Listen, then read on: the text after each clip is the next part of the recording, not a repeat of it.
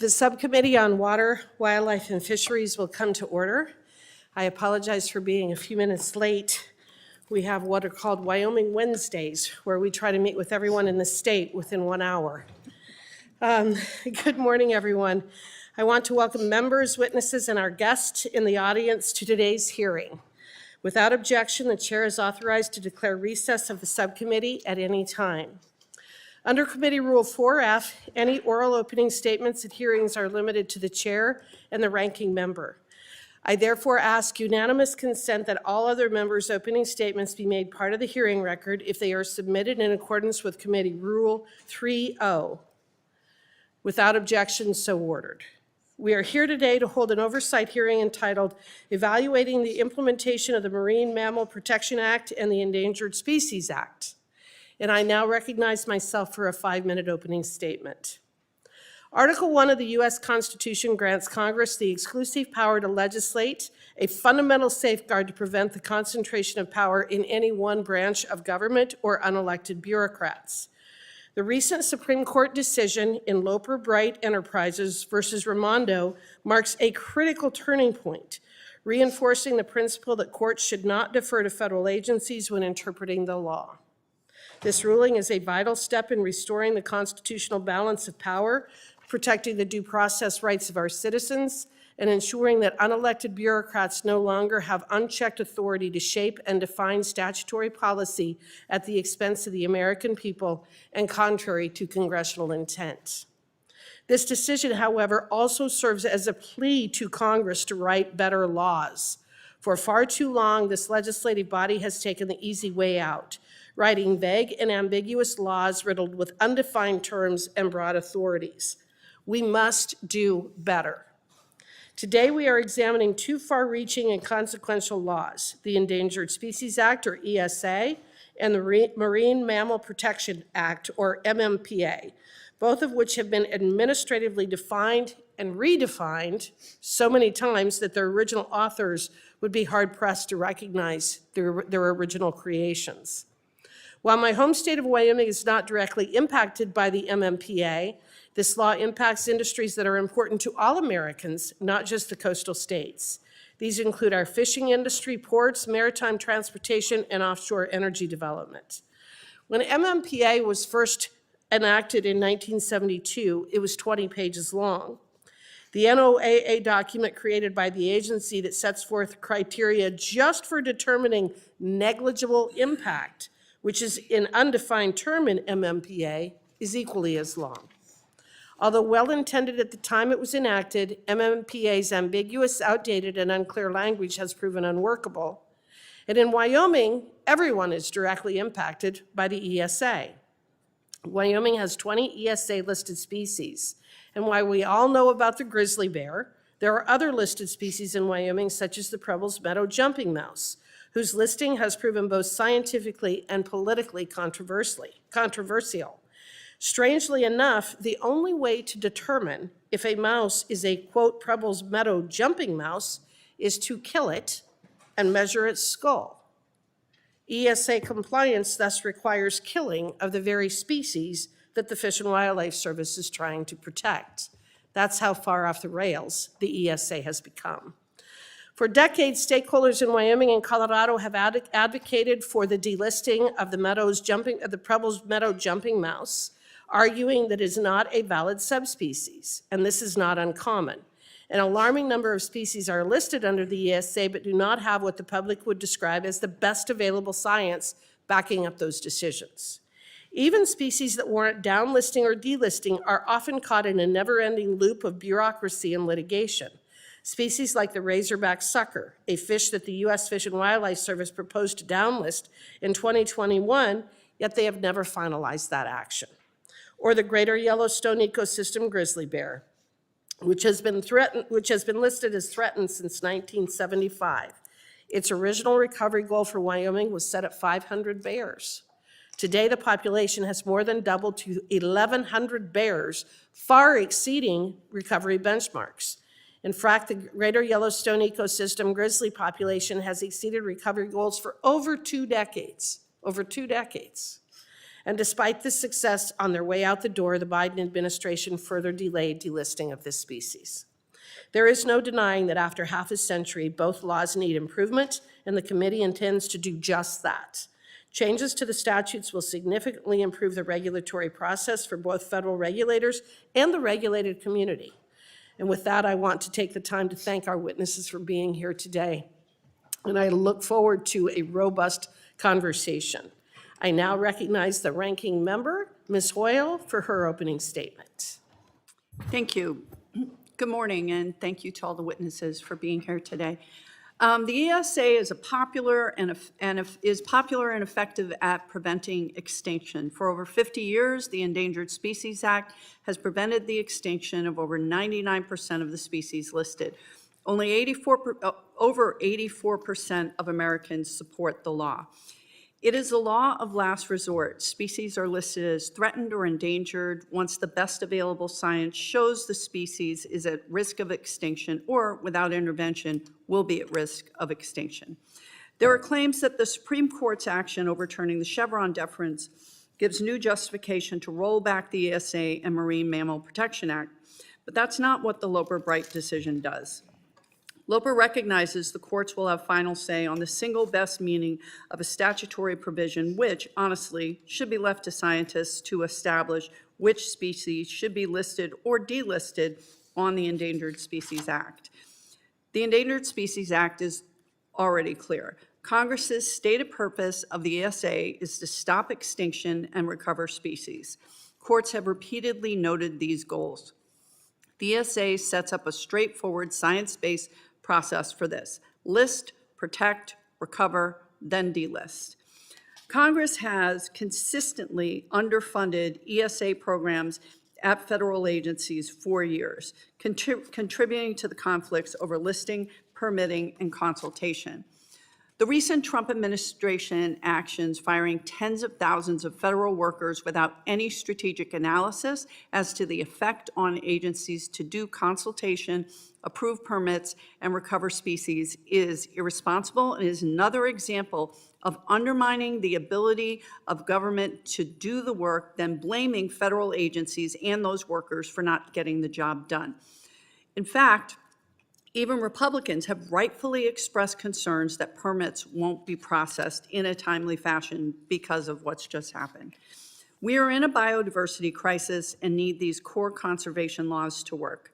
Recovered species are good for everyone, and yes, we need to ensure that as endangered species recover and thrive, that they are delisted in a timely fashion. However, we should not throw the baby out with the bathwater and provide more loopholes for industry and fewer guardrails to protect and recovering species. I look forward to this discussion today, and I yield back. Thank you. I now recognize Chairman Westerman for his opening statement. Thank you, Chair Hageman, and thank you to the witnesses for being here today for a very important hearing. The Endangered Species Act and the Marine Mammal Protection Act, while well-intentioned and while having done some good things and have been produced success over the years, must be refocused to their original intent. These two laws are designed to recover listing species and protect marine mammals. They were not intended to be blunt instruments weaponized against landowners, the energy sector, both traditional and new technologies, against the recreational and commercial fishing industries, against water users, and infrastructure projects.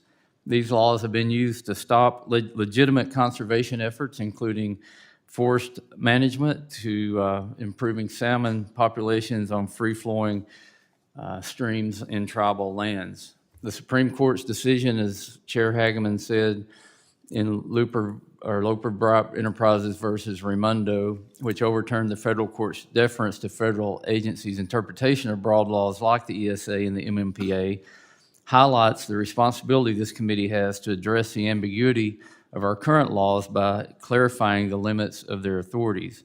The MMPA is intended to protect marine mammals by preventing the take of these species, which the statute defines as, quote, to harass, hunt, capture, or kill, or attempt to harass, hunt, capture, or kill, end quote. While the law allows for the take of small numbers of marine mammals, the term small numbers is undefined and has created an unworkable process, not just for offshore energy, but has halted important fisheries management and coastal restoration work. Simply put, the ESA and MMPA are too vague and have given the U.S. Fish and Wildlife Service and the National Marine Fisheries Service the ability to put forward sweeping rulemakings with the force of law that stray from Congress's original intent. Last Congress, this committee got the ball rolling on reforming the ESA. The biggest step forward was passing the ESA Amendments Act of 2024. This bill would have reauthorized and amended the ESA for the first time since 1988. The bill contained provisions that provided clarity on certain definitions, incentivized private landowners and states to invest in species conservation, and provided much-needed transparency in the decision-making process. I'm looking forward to the committee examining both laws as we work to make the federal permitting process more efficient and more effective. I want to thank the witnesses again for your time today and for all the members for your interest in these important issues. And I yield back. Thank you, Mr. Chairman. I now recognize Ranking Member Huffman for his opening statement. Thank you, Madam Chair. And Madam Chair, thanks also for mentioning Article 1 of the Constitution in your opening remarks. We were beginning to think that our Republican friends didn't know about Article 1 or maybe had forgotten about it, but that passing reference was the most meaningful affirmation of Article 1 we've heard from the Republican majority in this Congress, and maybe it's a start.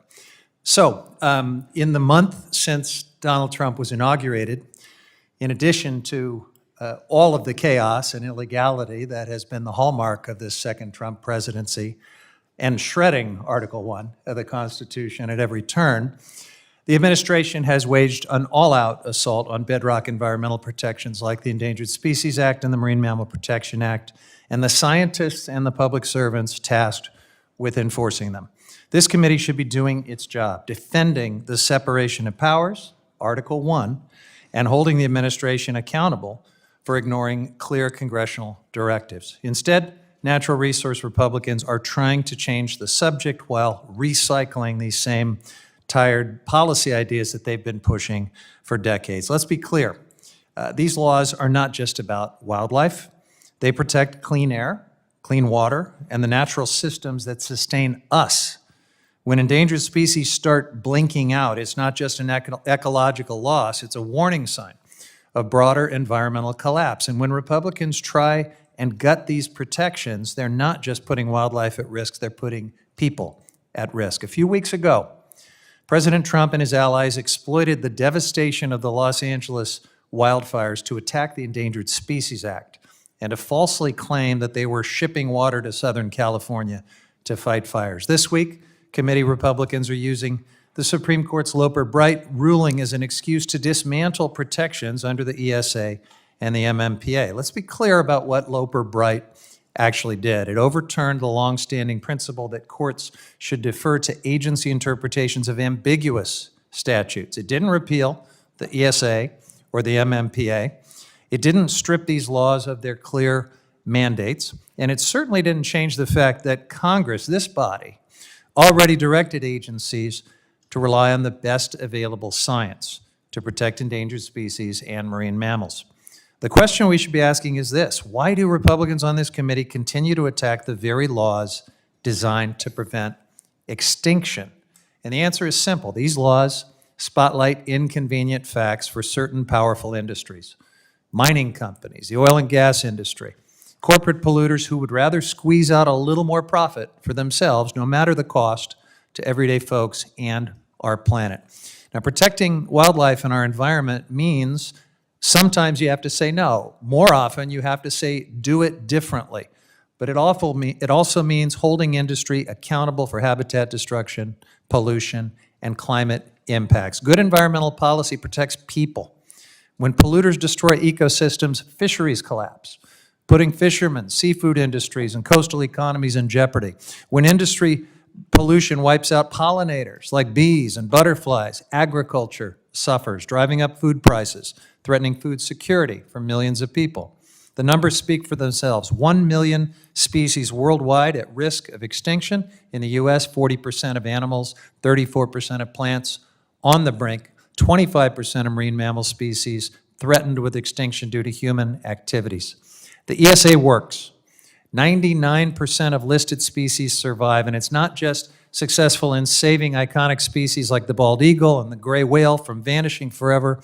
It is a proven safeguard against ecological collapse. The MMPA works, restoring populations of humpback whales, sea otters, and manatees. These laws don't need fixing, especially not the kind of fix that our Republican colleagues are pushing, which is functionally repeal. For those who put short-term profits over science, these laws can be inconvenient. And that is why we constantly hear these tired partisan refrains from across the aisle to repeal and to weaken these laws. Last Congress, I sometimes triggered my colleagues across the aisle by calling them Team Extreme. The first month of the Trump administration, I've got to say, they've made you folks look moderate. We've gone from Team Extreme to Mad Max. We are running out of time. There is a biodiversity crisis right now. This is the time to support and implement these important environmental laws, not to gut them. I yield back. Thank you. I will now introduce our panel of witnesses. Mr. John Vecchione, Senior Litigation Counsel at New Civil Liberties Alliance in Arlington, Virginia. Mr. Daniel Rohlf, Professor of Law at the Lewis and Clark Law School in Portland, Oregon. Mr. Paul Weiland, Partner at Nossaman LLP in Orange County, California. And Mr. Parker Moore, Principal at Beveridge and Diamond PC in Washington, D.C. Let me remind the witnesses that under committee rules, they must limit their oral statements to 5 minutes, but their entire statement will appear in the hearing record. To begin your testimony, please press the button on the microphone, and we are using timing lights. When you begin, the light will turn green. When you have 1 minute remaining, the light will turn yellow, and at the end of 5 minutes, the light will turn red, and I will ask you to please complete your statement. I will also allow all witnesses to testify before the member questioning begins. I now recognize Mr. Vecchione for 5 minutes. Thank you. Chair Hageman, Ranking Member Hoyle, and members of the subcommittee. Thank you so much for the opportunity to provide my views on the implications of our clients' victories in Loper Bright versus Raimondo and Relentless Inc. versus Department of Commerce. They were argued together. To provide the Congress the opportunity to work its will, direct the executive branch, and among other things, improve the implementation of the Marine Mammal Protection Act and the Endangered Species Act. I worked many years to overturn Chevron deference, as has my organization, the New Civil Liberties Alliance. Now that that task has been accomplished, the Congress can reassert itself as the founders believed it would and should to set the course for law and policies of the federal government in protecting, exploiting, and managing the nation's natural resources. Since the momentous decision on June 28, 2024, I've been asked about the effect of the decision on administrative agencies and on lawmaking of the end of Chevron deference. Some commentators in the press have predicted the end of important environmental and social regulations merely because the agencies are no longer able to create ambiguities, or worse, silences, because they could fill silence with power that they hadn't been given, and then fill those ambiguities or silences with whatever regulations they like. This is not so. Since the creation of the Interstate Commerce Act of 1887 to address the regulatory challenges of the transcontinental railroads, administrative regulatory power has been exercised by Congress and affirmed by the courts, including the Supreme Court. In 1946, the Congress passed and President Harry Truman signed the Administrative Procedure Act, the APA. When Chevron deference came along in 1984, Congress had been creating administrative agencies that made regulations covering huge swaths of American life, including securities, energy, the environment, natural resources, for over 100 years. And Chevron was a case where Mr. Doniger, I know him, he's the lawyer who brought it, he wanted to say that the law meant that the Reagan administration couldn't change in a way that was deemed better for industry. And then the court said, no, we're going to defer to this agency, and if it's reasonable, you can go ahead. And so it was without, at that time, they thought that Chevron deference was going to hurt the environment because of who the administration was. But the court, Chief Justice Roberts' decision for the majority in Loper Bright and Relentless relied on the language of the APA strike down Chevron deference.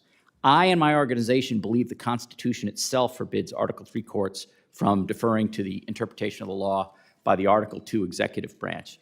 It should be understood the majority opinion relied on this Congress's written will that, quote, courts must decide all relevant questions of law. The case does not limit the ability of Congress to enact statutes to regulate, nor does it prevent constitutional delegation of authority to agencies.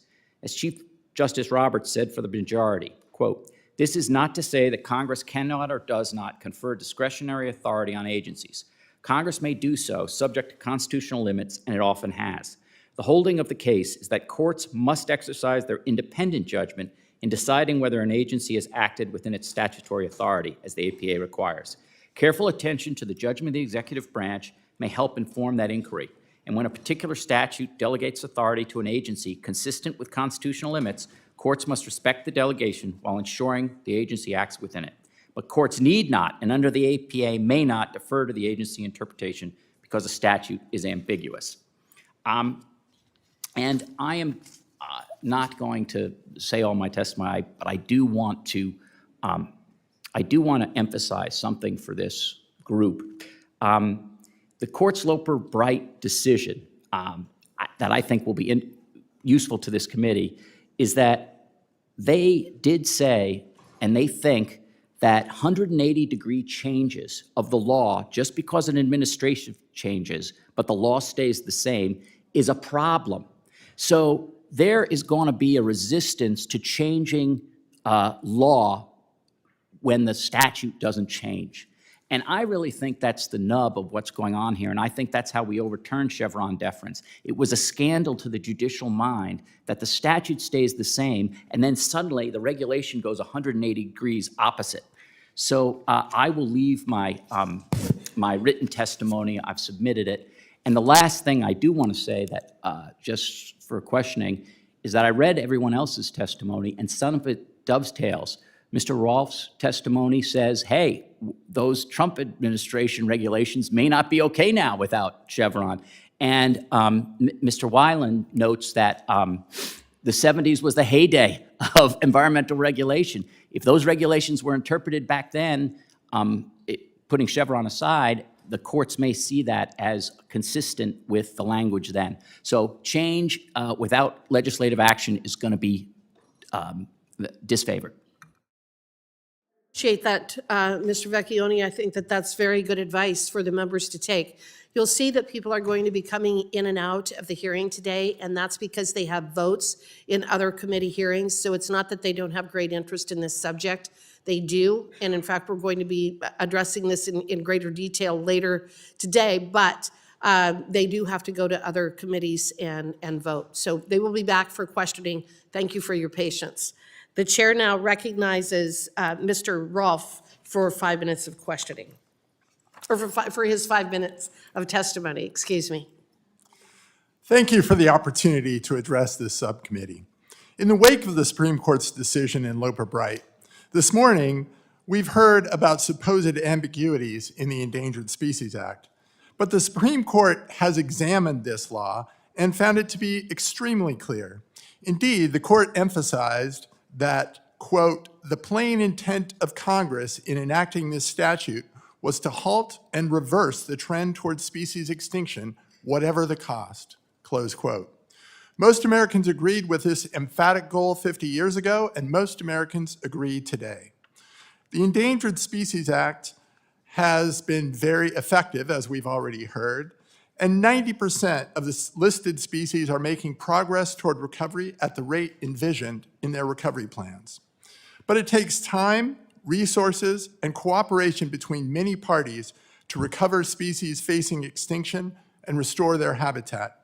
In just the past few weeks, however, we've seen actions that threaten to derail both species recovery efforts as well as slow down or even halt the decisions of many federal agencies, including permitting and other decision-making processes that affect the actions of landowners and businesses across the country.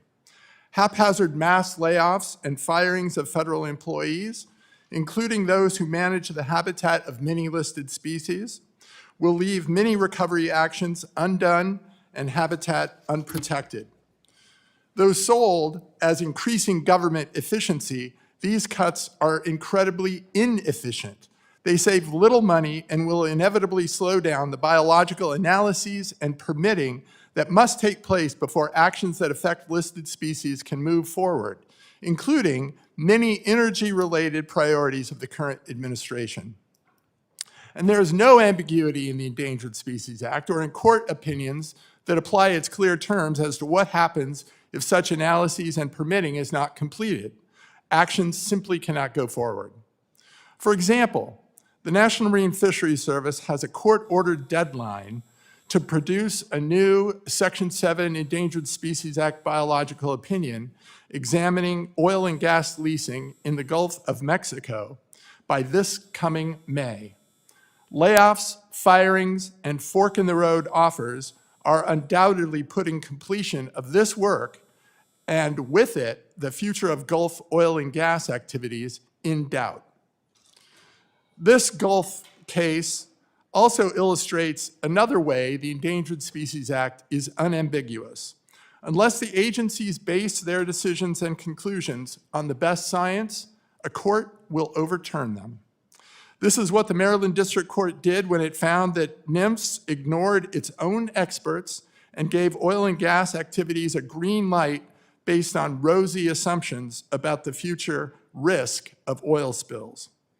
Still, there are very likely ways that allow leasing and exploration to go forward with modest modifications to protect species such as Rice's whales, which lost 20% of its population in the last big oil spill. However, it takes dedicated federal experts to chart such a path, and ongoing measures to fire or harass federal employees mean that these experts may be gone. Finally, the Supreme Court's Loper-Bright decision may well play an important role in the Endangered Species Act in the near future. The President's Day 1 declaration of an energy emergency instructs agencies to rely on the ESA's emergency Section 7 consultation regulations for energy projects permitting. It also calls for ongoing meetings of the Endangered Species Committee, a body which has not convened for decades, to hand out exemptions from the ESA's protections. However, in Loper-Bright, as my colleague explained, the Supreme Court instructed federal courts to provide their own best reading of federal statutes rather than to defer to how federal agencies interpret the laws they implement. I'm quite confident that courts applying this standard would have little difficulty in overturning agency actions consistent with the obviously flawed interpretation of the ESA set forth in the President's declaration. In the end, there may not be unanimity in this room about whether to continue to support the goals of the Endangered Species Act. However, no matter if one's goals are to recover listed species or to expedite federal permitting, it is also unambiguous that the actions of the executive branch and Elon Musk over the past few weeks will make both more difficult. Thank you, and I look forward to your questions. Thank you. The chair now recognizes Mr. Weiland for 5 minutes. Good morning, Subcommittee Chair Hageman and members of the committee. My name is Paul Weiland, and I am a partner in the Irvine, California office of Nossaman LLP. Prior to my time at Nossaman, I was in the Law and Policy section in the Environment and Natural Resources Division at the U.S. Department of Justice. My testimony here is based on my experience working with federal wildlife agencies across the nation, including experience with the Marine Mammal Protection Act and Endangered Species Act. My testimony represents my views as an individual and does not necessarily represent the views of my firm or my clients. The MMPA and ESA were enacted during the 1970s, a decade that represents the high watermark for passage of environmental laws by Congress. Both laws reflect a high degree of optimism in Congress regarding the nation's ability to accomplish ambitious conservation goals while achieving other societal objectives. In addition, both laws lack specificity and have been subjected to limited congressional reauthorization. Consequently, the other branches of government, as my colleagues have already mentioned, have played an outsized role in the evolution of these laws. In implementing both the MMPA and ESA, the National Marine Fisheries Service and U.S. Fish and Wildlife Service have frequently drifted from value-neutral assessment of information regarding the status of species and the effects of human activities on them to the application of the precautionary principle. The essence of this principle, as applied in the context of the two acts, is the notion that one should draw all inferences in a manner that tends to underestimate the distribution and abundance of species and overestimate the effects of myriad human actions on those species. In shorthand, the agencies have often referred to this precautionary approach as giving the benefit of the doubt to the species. The precautionary principle is ingrained in agency culture and reflected in a wide range of agency rules, guidance, and other activities. In Maine Lobstermen Association versus National Marine Fisheries Service, decided in 2023 by the United States Court of Appeals for the D.C. Circuit, the court held that it is a blunt tool and that the precautionary approach can distort decision-making, and therefore that it's unlawful under the Endangered Species Act. In my written testimony, I described 3 examples of instances where agency reliance on the precautionary principle led to unlawful action.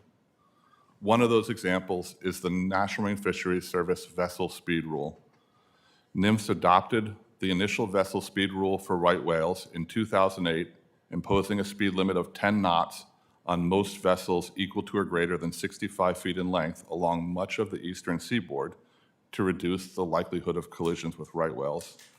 In 2022, the agency proposed to expand the rule to vessels between 35 and 65 feet in length and to a more expansive geographic area that encompassed much of the eastern seaboard. In January 2025,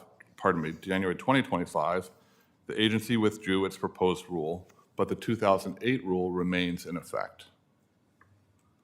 In the 2022 proposed rule, NMFS reported that between 2008 and 2022, there were 5 right whale vessel strikes involving vessels between 35 and 65 feet in length. During that same period of time, there were more than 5.1 million offshore fishing trips along the eastern seaboard by vessels between 35 and 65 feet in length. These data demonstrate that the probability of the vessel between 35 and 65 feet in length operating on the eastern seaboard would strike a right whale is less than 1 in a million. The proposed rule exemplifies one circumstance in which the precautionary principle can result in an absurd outcome. That is, when the regulation of a vast amount of human activity that causes no harm occurs for the purpose of curbing a minuscule amount of human activity that causes harm. Even more problematic is a lack of legitimate basis in the MMPA or ESA for either rule. This is a topic that Mr. Moore deals with in detail in his written testimony. NMFS and the Fish and Wildlife Service do face substantial challenges as they implement the MMPA and ESA, but that is not grounds for giving the agencies a pass when their actions are premised on an approach to decision-making that puts a thumb on the scale rather than relying on the best available scientific information. Thank you for the opportunity to share my views. I'm happy to answer any questions. Thank you, Mr. Weiland. I think that that's referred to as opportunity costs. I now recognize Mr. Moore for 5 minutes. Chair Hageman, Ranking Member Hoyle, and esteemed members of the subcommittee. Thank you for the opportunity to speak today. My name is Parker Moore. I'm an environmental attorney with Beveridge and Diamond and have over 20 years of experience advising on the Endangered Species Act and the Marine Mammal Protection Act. I'm here today to highlight 2 critical problems with the implementation of these important laws: regulatory overreach and conflicting permitting processes. I want to start with regulatory overreach. A striking example of this overreach involves the vessel speed rules, which NOAA Fisheries, or NMFS, purportedly issued under Section 112A of the Marine Mammal Protection Act and Section 11F of the Endangered Species Act. As Mr. Weiland just explained, initially issued in 2008, these regulations impose a 10-knot speed limit on boats 65 feet or longer across vast areas of the Atlantic Ocean. NMFS says that it issued the vessel speed rule to reduce the potential for those boats to collide with an endangered North Atlantic right whale. In 2022, NIMS proposed expanding these rules to include boats as small as 35 feet and to extend the 10-knot speed limit to a much larger area of the ocean for up to 7 months every year. This proposal would have impacted more than 63,000 additional boats annually. The problem with this is twofold. First is a lack of authority. Neither the Endangered Species Act nor the Marine Mammal Protection Act grants NIMS the power to develop or implement prophylactic regulations aimed at reducing the possibility that an already unlikely event like a whale collision might occur. In fact, over the past 2 decades, NIMS has explicitly requested, and Congress has considered, several bills that specifically would grant NIMS this power. None of those bills passed. The second problem is the lack of a factual or scientific basis. The proposed expansion of the vessel speed rule to cover boats 35 to 65 feet was a solution in search of a problem. NIMS' own data showed that there is a far greater chance of a boat being struck by lightning than there is of a boat striking a right whale. For example, in the waters off South Carolina, there has been only 1 documented boat collision with a right whale, ever. That happened 15 years ago. It involved a boat longer than 65 feet, and NIMS doesn't even know how fast that boat was traveling at the time. The statistics are similar for the great majority of the Atlantic coast. Fortunately, faced with bipartisan opposition and over 90,000 public comments, NIMS quietly withdrew the proposal last month. However, the original 2008 rule remains in place for boats longer than 65 feet, prohibiting them from traveling any faster than the speed of an average golf cart. And there is every indication that NIMS will attempt to revive the expanded speed limit in the future. The second major implementation issue lies in the incompatible requirements between the ESA and the MMPA for authorizing incidental take. While both laws prohibit the unauthorized take of protected species, each offers pathways for permitting incidental species impacts. However, when a species is protected under both laws, these processes can become unworkable. Under the ESA, incidental take can be authorized with an incidental take statement for federally connected activities, or with an incidental take permit for non-federal activities. But if the species in question is a threatened or endangered marine mammal, those ESA authorizations are not available until the activity first receives a separate incidental take permit under the Marine Mammal Protection Act. That creates a huge problem, because at best, an MMPA permit often takes years to obtain, but in many cases, it takes forever, and that's because an MMPA permit is not available at all. This problem frequently arises with the Florida manatee. The manatee is an ESA-listed threatened species. It also is a marine mammal. So before the Fish and Wildlife Service can issue an incidental take permit or an incidental take statement to an activity that may affect a manatee, that activity must first receive an MMPA permit. But that can't happen. The service has never taken the necessary regulatory steps that would allow it to issue an incidental take permit for the manatee under the MMPA. As a result, projects like marinas, boat ramps, and docks throughout the Southeast that may affect even a single manatee can never receive the necessary federal permits they require. And that cannot be what Congress intended. In conclusion, while these implementation problems are significant, they could easily be fixed with 2 straightforward statutory amendments, which I provided in my written testimony. These targeted reforms will realign federal agency implementation with congressional intent, reduce regulatory burden, and maintain strong protections for at-risk species. Thank you for considering my testimony. I'm happy to answer any questions. Thank you.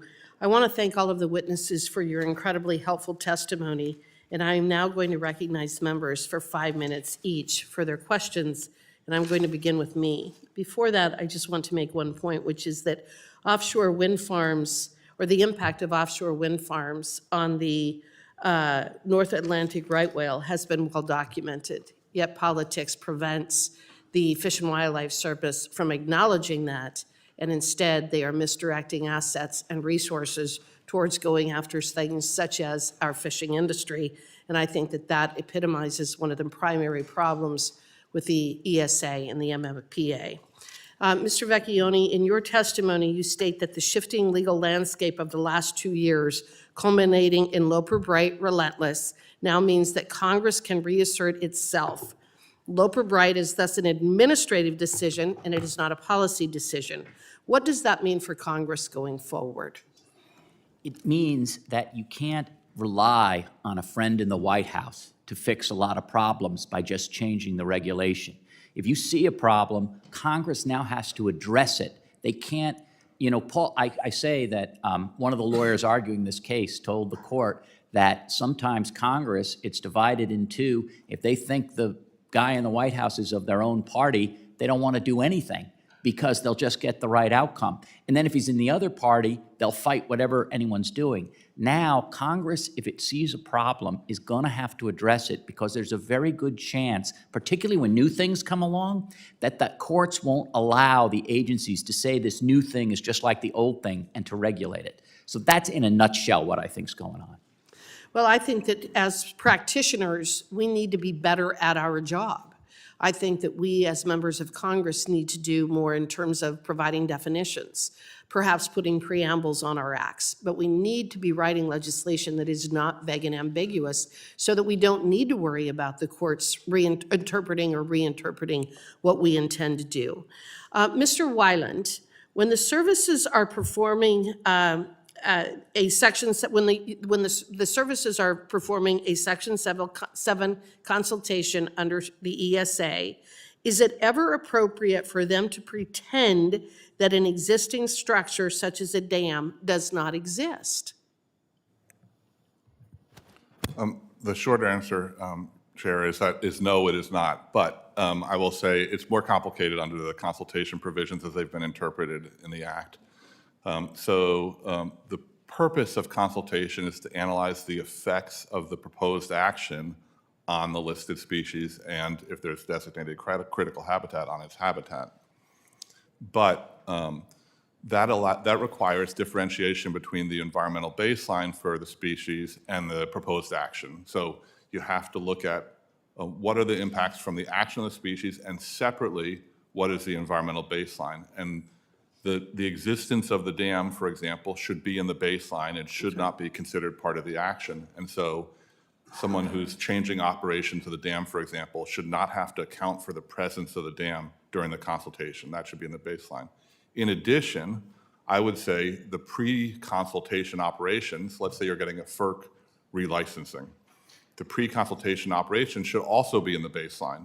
So you have the dam, you're operating a certain way, and what you're consulting on is your change to the operations. And that's the extent of the effects of the action as I see it. But I will say, in the case law and agency interpretation, these things are not as clear and there are divergent views about this issue. And as a consequence of that, there are many baseline activities that get captured up in the effects of the action. And the consequence of that is there are more jeopardy determinations that there need to be. And there are more requirements for minimization and mitigation based upon these baseline effects rather than the effects of the action. Well, in fact, the past administration, they were notorious for failing, for trying to exclude these structures like dams in the baseline, and therefore they were restricting more projects and limiting more projects and finding more jeopardy. And I think that that is a problem, and I've experienced it for years working on the Platte River program as an example, where they literally ignored the dams that existed as part of the baseline and thereby creating problems of trying to put together a program for the endangered and threatened species.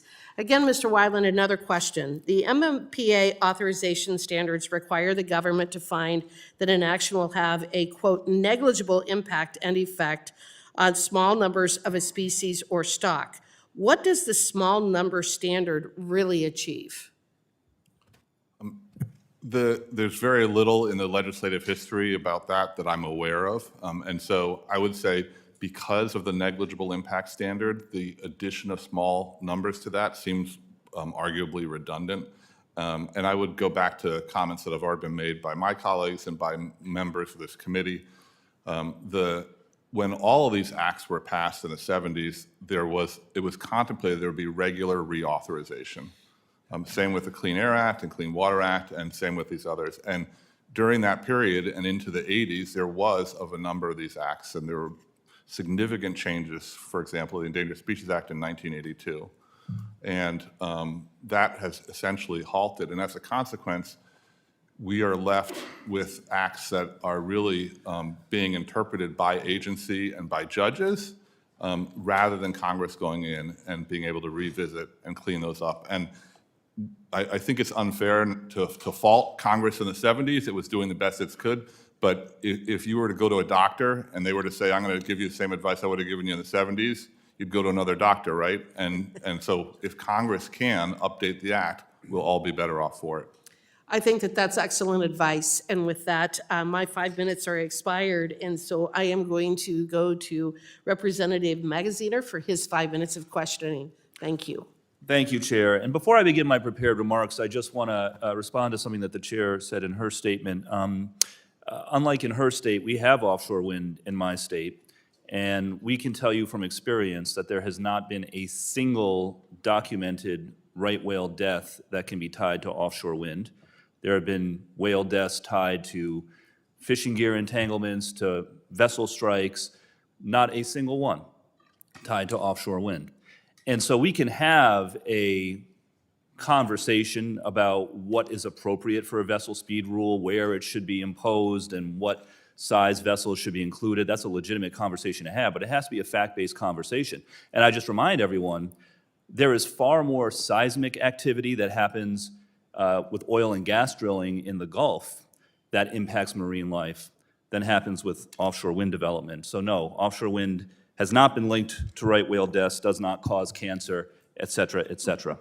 But listen, I'm here today to talk about another issue that I haven't heard any of my Republican colleagues raise so far.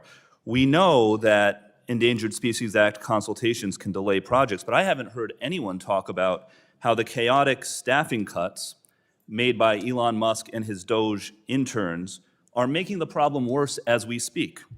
Last week, more than 400 staff members at the Fish and Wildlife Service were fired by the children that Elon Musk has put in charge of the federal government.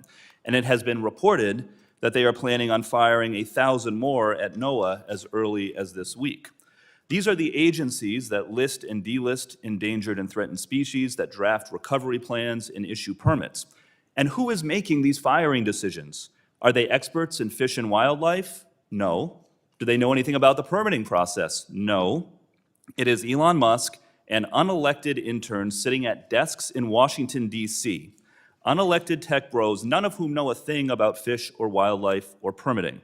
So let me explain to them what these firings at Fish and Wildlife and NOAA mean.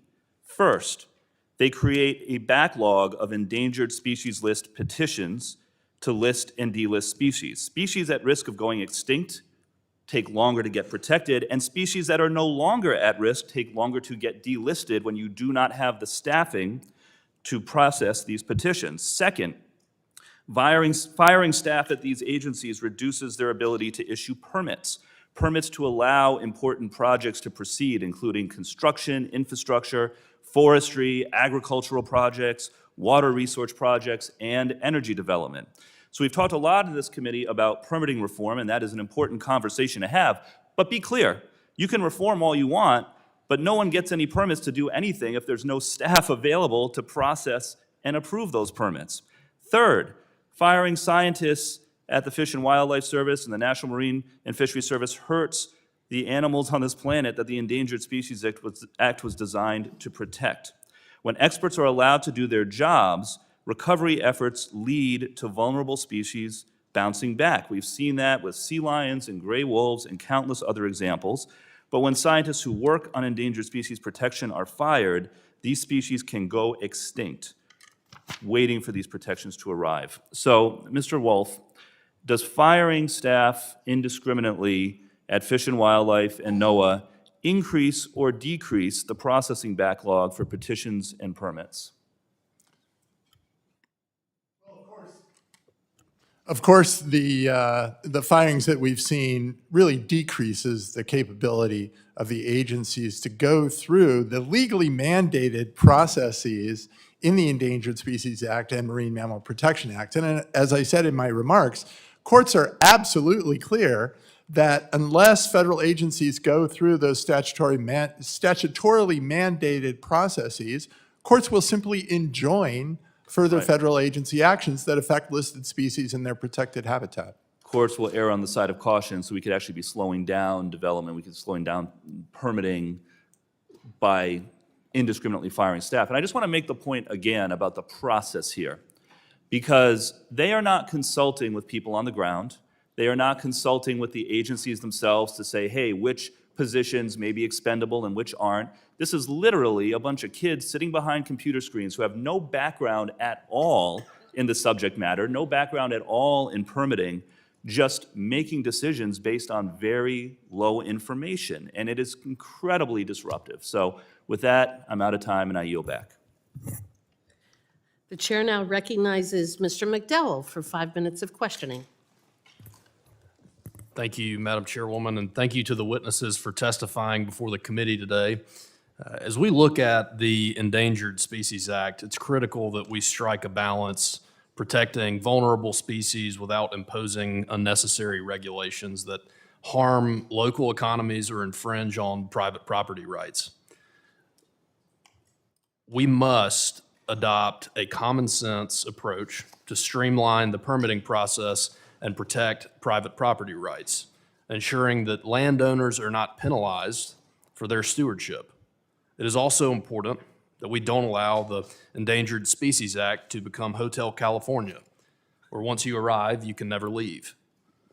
At what point are the grizzly and the gray wolf populations going to be huntable again? It is long past time to turn these decisions over to the states that know their own needs. Sportsmen and women are our country's best conservationists. Look no further than the National Wild Turkey Federation, who saved the wild turkey population through their efforts. Wild turkeys are thriving because hunters came together to find a solution. Or look at the work that Delta waterfowl is doing protecting the populations of canvasbacks or the northern pintail. If we stop burdensome overregulation by the federal government, states and groups like this could better manage the populations that they have proven that they can. We should, as a federal government, be out of the business of conservation through feeling-based bureaucracy and allow states to deal with the issues they know better than we do. Mr. Weiland, in your testimony, you discussed the harm caused by agencies imposing harsh regulations.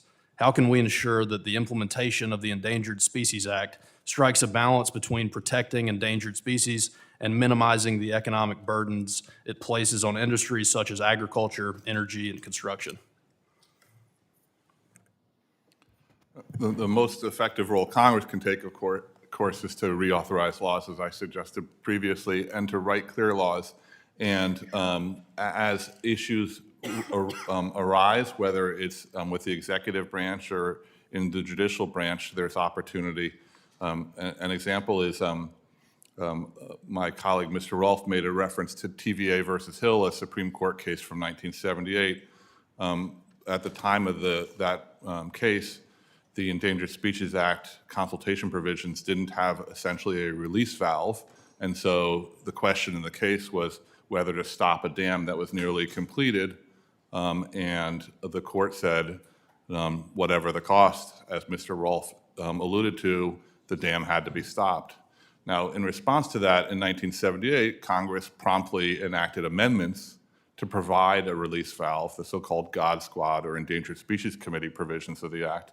And it was very clear that that was a response to the TVA versus Hill decision, and the legislative history demonstrates that fact. And so I think when even the Supreme Court acts, there's an opportunity for this body to essentially rebalance the act as it's being interpreted, and certainly the same goes for federal agencies. Thank you. Mr. Moore, in your testimony, you describe your experience working with the Endangered Species Act and the Marine Mammal Protection Act. Given the unintended consequences the ESA has had on job creation in certain industries, what changes would you propose to ensure that conservation efforts do not come at the expense of American workers and economic growth? Thank you for that question. As mentioned a little bit earlier, there are two specific categories of amendments to both the Endangered Species Act and the Marine Mammal Protection Act that I recommend, and I've provided those amendments or suggested amendments in my written testimony. The short of it, though, is that eliminating the irreconcilable permitting hurdles between the two statutes is absolutely fundamental to allowing those two statutes to function in the way that Congress originally designed. As it currently stands, a project that may affect a threatened or endangered species can receive a permit under the ESA, while if that species also is a marine mammal, it cannot receive a permit under the Marine Mammal Protection Act. And because it can't receive that MMPA permit, it can't then receive the ESA permit because the MMPA permit has to come first.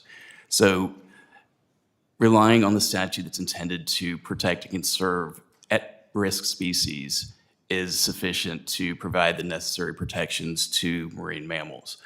By the same token, there is a hurdle to Section 7 consultation under the Endangered Species Act, and that is the expansion of the scope of impacts that are taken into consideration, the environmental baseline, and a tendency of agencies and some federal courts to consider a species that's already listed as endangered to be at risk of extinction.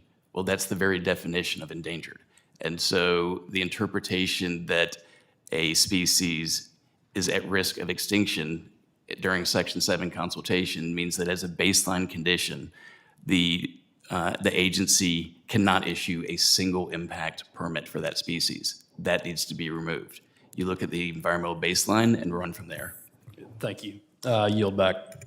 Thank you. And we'd like witnesses who make recommendations of things that we could do better legislatively. So thank you for that. The chair now recognizes Mr. Golden for 5 minutes of questioning. Thank you, Madam Chair. I'll direct this one to the panel, although I don't intend for all of you to answer it, so maybe quickly decide amongst yourselves. But just starting with the basics, because I'm new here. How does the Endangered Species Act and Marine Mammal Protection Act allow for a balancing between species protection alongside economic impacts on regulated industries and the impacted communities and people who support them and depend on them? All right, I'll start. One thing is, in spite of the decision in TVA versus Hill, or even if one assumes that that decision is still good law, the act neither act requires agencies to put blinders on to the impacts of their decisions. And so whether it's consultation under Section 7 or the in-field take permitting provisions under Section 10, in both cases, the agencies can consider the effects, for example, of mitigation, alternative mitigation on regulated industries. And so with respect to fishing, for example, there may be technological fixes that are available or closures as options. And one may be preferable to the other from a fishery perspective.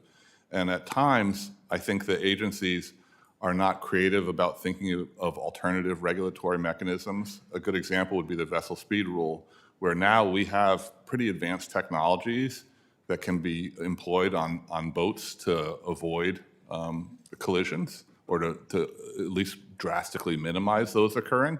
And so there may be alternative regulatory mechanisms that are available, and there's nothing in those acts that precludes them, but the agencies need to be encouraged to evaluate those fully when they're looking at. You just gave an example where they are not taking into account technology or alternatives.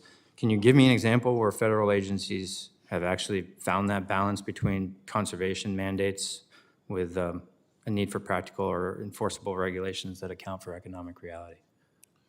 I think in the context of the MMPA, for example, in the lobster fishery, the process that the Fishery Management Council uses, where it takes input from a wide variety of interests, including states and fishermen and conservationists, allows for proposals from states like Maine to do things like gear marking as one tool that can be used in order to assess the impacts of state-specific fisheries or of fisheries with different kinds of gear, and to tailor mitigation in the future as a consequence of those.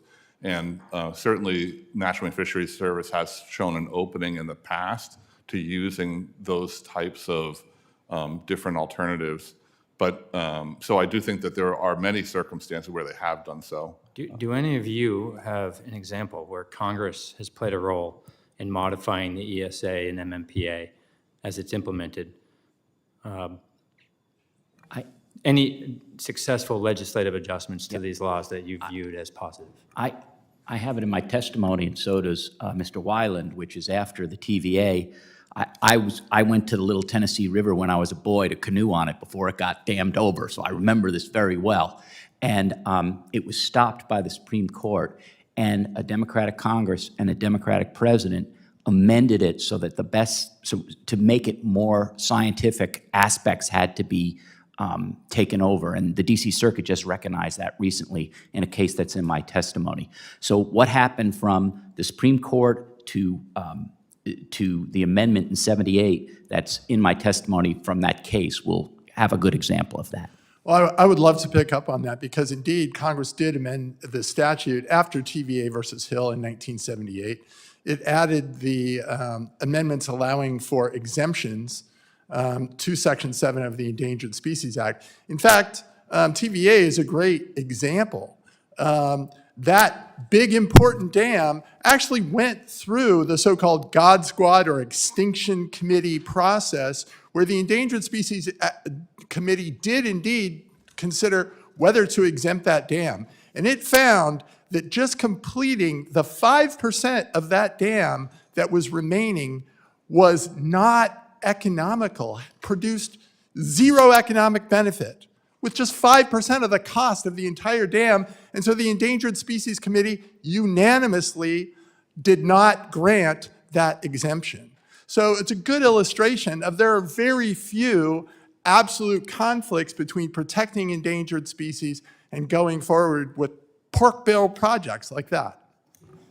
It's also a good example of how the Endangered Species Act doesn't actually function that well when it comes to conserving at-risk species. And the reason it's a good example is because the snail darter, the species that was at issue in TVA versus Hill, turned out it wasn't endangered in the first place. The Fish and Wildlife Service listed the species under the understanding that the species occurred only a very localized issue within the river. After further investigation and further studies, it turns out that it was far more prevalent and existed in many more locations across the Southeast. And it was still listed as threatened. The chair now recognizes Mr. Whitman for 5 minutes of questioning. Thank you, Madam Chairwoman. I'd like to thank our witnesses for joining us today. I want to look at where we are today and what the new administration should do versus what the previous administration did in relation to the Marine Mammal Protection Act.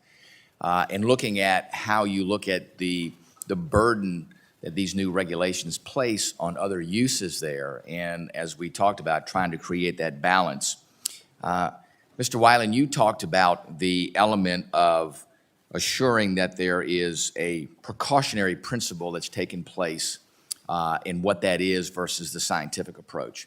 You know, as I look at precautionary approach, I see that wearing seat belts can have an impact on the 40,000 deaths we have each year in auto accidents. Also see, too, that constructing levees are precautionary approach against flooding. All those things make sense to me as far as precautionary approach. Creating a regulation, though, based on a 1 in a million chance that a right whale gets struck by a vessel that's less than 35 feet doesn't appear to me to be logical and is in big imbalance with the things that we need to be doing to have thoughtful regulations. Last year, the Biden administration wanted to expand the Marine Mammal Protection Act to aquaculture, which is puzzling to me because when you have aquaculture, especially in areas where you don't have these large marine mammals, it just seems illogical to me. So, Mr. Weiland, I want to ask you, can you discuss the concept of a precautionary measure and how we look at that in relation to the strong science that would look at how you should create policy? And then give me your perspective on how that scientific approach should be pursued and how these determinations are made, not this existential precautionary approach that we saw in the previous administration. Thanks for the question. I think, so one of the challenges is because the precautionary approach is ingrained in agency culture at the National Marine Fisheries Service and Fish and Wildlife Service, it's integrated into the everyday workings of agency staff. And it's a policy, really, a policy approach, but it's very difficult, if not impossible, to distinguish it from science in decision-making. And I'll just give one example of this. So agencies use models, they call them life cycle models, quantitative models, to understand the status and trends of species and the impacts of various activities on species. When they build these models, they have data that they build into them, but they also have to make assumptions because we don't have all the data we want. And it's those assumptions that frequently involve use of a precautionary approach.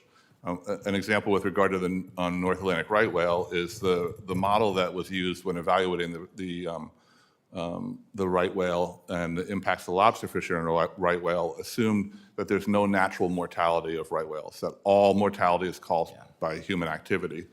And the consequence of that is that when you're allocating responsibility, it's all getting allocated between different human activities. And so in that circumstance, that's a precautionary approach that's built into the model. That's hidden when the model output comes out, right? You get an estimate of how much vessel collisions are likely to cause harm to right whales, how much offshore wind, how much fisheries are. And in each case, it's slightly inflated because there's no assumption that there's any natural mortality. And there are many examples of this. And the challenge with this is that I see the precautionary approach as something that should happen at a policy level, not at a line staff or science level. And it should be out in the open and not hidden. And so that's really where I think we need to have change in terms of how the agencies approach precaution. Another element, too, we'd see regulations promulgated by analogy. A great example is in the Chesapeake Bay. We don't have large marine mammals in the Chesapeake Bay, no whales in the Chesapeake Bay, no manatees, no sea otters there, you name it. And yet they wanted to put a restriction on tethered buoys for aquaculture operations. If you don't put a tethered buoy there, then you don't know where your cages are that have the oysters in there, which, by the way, are great biological filters for the bay, have shown to greatly improve water quality, yet this practice would essentially ban that. So to me, there's this separation of science and fact and decision-making. Mr. Weiland, give me your perspective, too, on how you see that disconnect there and how those sorts of decisions can essentially put out of business an industry that's having a great, great impact, both economically and environmentally. Mr. Weiland, let me do this in respect for the other members that want to question. If I can get you to submit your response to that in writing for the record, and I'll yield back the balance of my time. Wonderful, thank you. The chair now recognizes Ms. Elfreth for her 5 minutes of questioning. Thank you very much, Madam Chair, and thank you to the witnesses. First, let me just say it warms my heart to hear you talk about availing yourselves of the judiciary branch when you disagree with the executive branch, and when you disagree with a ruling of the judiciary, you come to the legislative branch to seek a remedy. That's exactly how our framers framed out our system of government. So I want to respond just to some assertions made by the witnesses and during this hearing about the need to throw this idea back to the states. And just like clean air and clean water, or polluted air or polluted water, wildlife doesn't tend to respect arbitrary political boundaries. And so when we talk about the stewardship of our most vulnerable wildlife, I'm not sure that a patchwork approach from the states would be the right solution. And to the witness's point, I don't think it would provide any kind of certainty for the business community either by going about it in that manner. I do want to point out that when the ESA was passed was challenged in court, SCOTUS and actually Chief Justice Warren Burger, who was a President Nixon appointee, said that it was the most comprehensive legislation for the preservation of endangered species ever enacted by any nation. I'm going to highlight that word comprehensive because I think it's important here. And I want to drill down on this idea about best available science being not certain in all cases. I think when we talk about much of the body of the work of this committee, best available science is important because the inputs are going to change on a near daily basis. Inputs of weather, inputs of pollution, inputs of overdevelopment are going to have an impact on the species endangered species and the marine mammals that we're discussing here. And so for Mr. Rohlf, could you, we've talked a little bit about maybe where some people feel like the two laws that we're talking about have broken down. Can you talk a little bit about the success stories that we've also seen here and how best available science actually informed the success stories brought about by these two pieces of legislation? Sure. I mean, if you look really, we can talk about examples all day long, and there are many examples. Salmon and steelhead in the Columbia River Basin, for example, are at least beginning a road to recovery because of protections of the Endangered Species Act that have started to address problems with those species, change federal dam operations, for example, to be more conducive to the needs of those species and the rights of Indian tribes in the Northwest to take fish at all their usual and accustomed places. But I think something we haven't talked much about is the fact that if you look writ large, the Endangered Species Act has been tremendously successful. We talk about all of these, a few high-profile instances, but if you look across the country, there are thousands of informal and formal consultations under the Section 7 process of the Endangered Species Act, where federal agencies have to consult with the National Marine Fisheries Service or the Fish and Wildlife Service. In almost all of those instances, those consultations either end informally or with a biological opinion saying the action can proceed. Or in the rare cases where there's actually a jeopardy biological opinion, it's been decades that a jeopardy biological opinion has been issued without reasonable and prudent alternatives that allow the agency action to go forward essentially as planned, that is economically and legally feasible. And so the Endangered Species Act really doesn't stand in the way of any development. At the most, it generally imposes modest restrictions to minimize the take of endangered species and ensure that their continued existence is not jeopardized. Thank you very much for that illumination. And it's always easy to highlight the worst case scenarios, but not always the success stories and how. That's the day-to-day of the Endangered Species Act. I very This much is appreciate success stories. I very much appreciate that. We've talked a lot about private industry and some challenges to growth there from these two bills, but I also want to point out, serving on the Armed Services Committee as well, that there are success stories even within the DoD of these two laws actually helping with readiness, actually helping with installation security.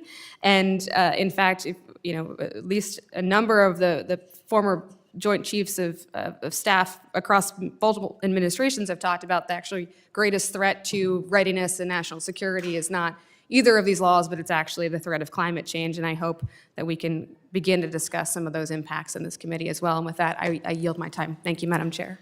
Thank you. The chair now recognizes Mr. Bentz for 5 minutes of questioning. Thank you, Madam Chair, and thank you all for being here. Professor Rohlf, the phrase you used was "no matter what the cost," and I think that was indeed in the Supreme Court opinion from years and years ago. But I'll share a couple of costs with you. In Oregon, the spotted frog estimate for recovery is $2.7 billion. That's the number from ODF&W, Oregon Department of Fish and Wildlife. On the 4 lower Snake River dams, there's been an effort to have them breached. I don't know if you've been part of that litigation or not. It's been going on for a very long time. But the cost of replacing the 3,000 megawatts of peaking power that those dams provide would be somewhere between $3 to $12 billion. That's to replace the generation capacity. It's not to take into account the loss of those facilities, which would be also in the billions. And so this is going to be justified with the ESA. There's no other justification for doing it, and particularly when we lose the navigation. So the phrase, no matter the cost, do you take the position then that we should be putting $2.7 billion into the recovery of the spotted frog, and that we should be spending somewhere between, I'm going to say a low of of $6 billion and a high of 20 to take out those dams? Well, Congressman, I'm not sure where you get your figures, but I'm quite confident that the state of Oregon could recover spotted frogs for a fraction of those billions of dollars. The Oregon Department of Fish and Wildlife hasn't spent that much money probably in its entire existence. As far as the lower Snake River dams go, as you well know, there are studies underway investigating the replacement of the energy output of those 4 lower Snake River dams with renewable energy. And in fact, there are efforts underway now, spearheaded by the tribes, to develop renewable energy resources, which would provide the region with clean energy to replace that of the dams, allow those dams to be decommissioned, and to fulfill the United States treaty obligations to Northwest tribes to allow rural communities to thrive with forgive me for interrupting, recovered Professor, fisheries. But it's irksome that you would gloss over the cost. And the money that is going to the tribes was done so, in my opinion, and based on the hearing we held up in Kennewick where 400 people showed up, this committee, field hearing, to oppose exactly what you're saying. The $400 million or whatever it is that's going to the tribes, you're kind of glossing over that part. You're also glossing over the part that those dams provide stable power and that solar, which they're going to be using, is intermittent, and thus you need about 3 times the amount until we get a battery that works of solar. Anyway, I do want to go back to one thing, and it's what I call legal extortion under the guise of mitigation. And what we have then is the ODF&W or somebody else coming in and saying, you know what, you don't have to comply if you mitigate. If you go buy a ranch and give it to us, then that will offset the loss of whatever, I know, right of way for a power line. This extortionary device is terrible for all kinds of reasons. But my question to you is, how do we appropriately measure the amount of proper mitigation? Under the Endangered Species Act, for example, the statute requires agencies to use the best available science in all cases. And so when agencies, in the rare instances, for example, when an agency finds jeopardy to the continued existence of a listed species, which, as I indicated, is extremely rare, in those cases, the agency has to prescribe reasonable and prudent alternatives, and those have to be economically I'm going to have to viable. interrupt again. Extremely rare. I don't know how many thousands of people lost their jobs in Oregon because of the spotted owl. Literally, I don't. It's literally tens of thousands of people. You say extremely rare. It doesn't have to be anything other than rare when it has that kind of impact when it does come into play. I don't know why you say that when the consequences are so incredibly negative. So please, when you try to minimize the true consequence, please call out the damage being done, and I yield back. Thank you, and excellent points. The chair now recognizes Mr. Soto for 5 minutes of questioning. Thank you, Madam Chair. You know, the hearing started out with real promise. I was thinking, Congress going to reassert ourselves and stopping unelected bureaucrats from stifling the will of the people. I was like, okay, we're going to talk about the Doge disaster today.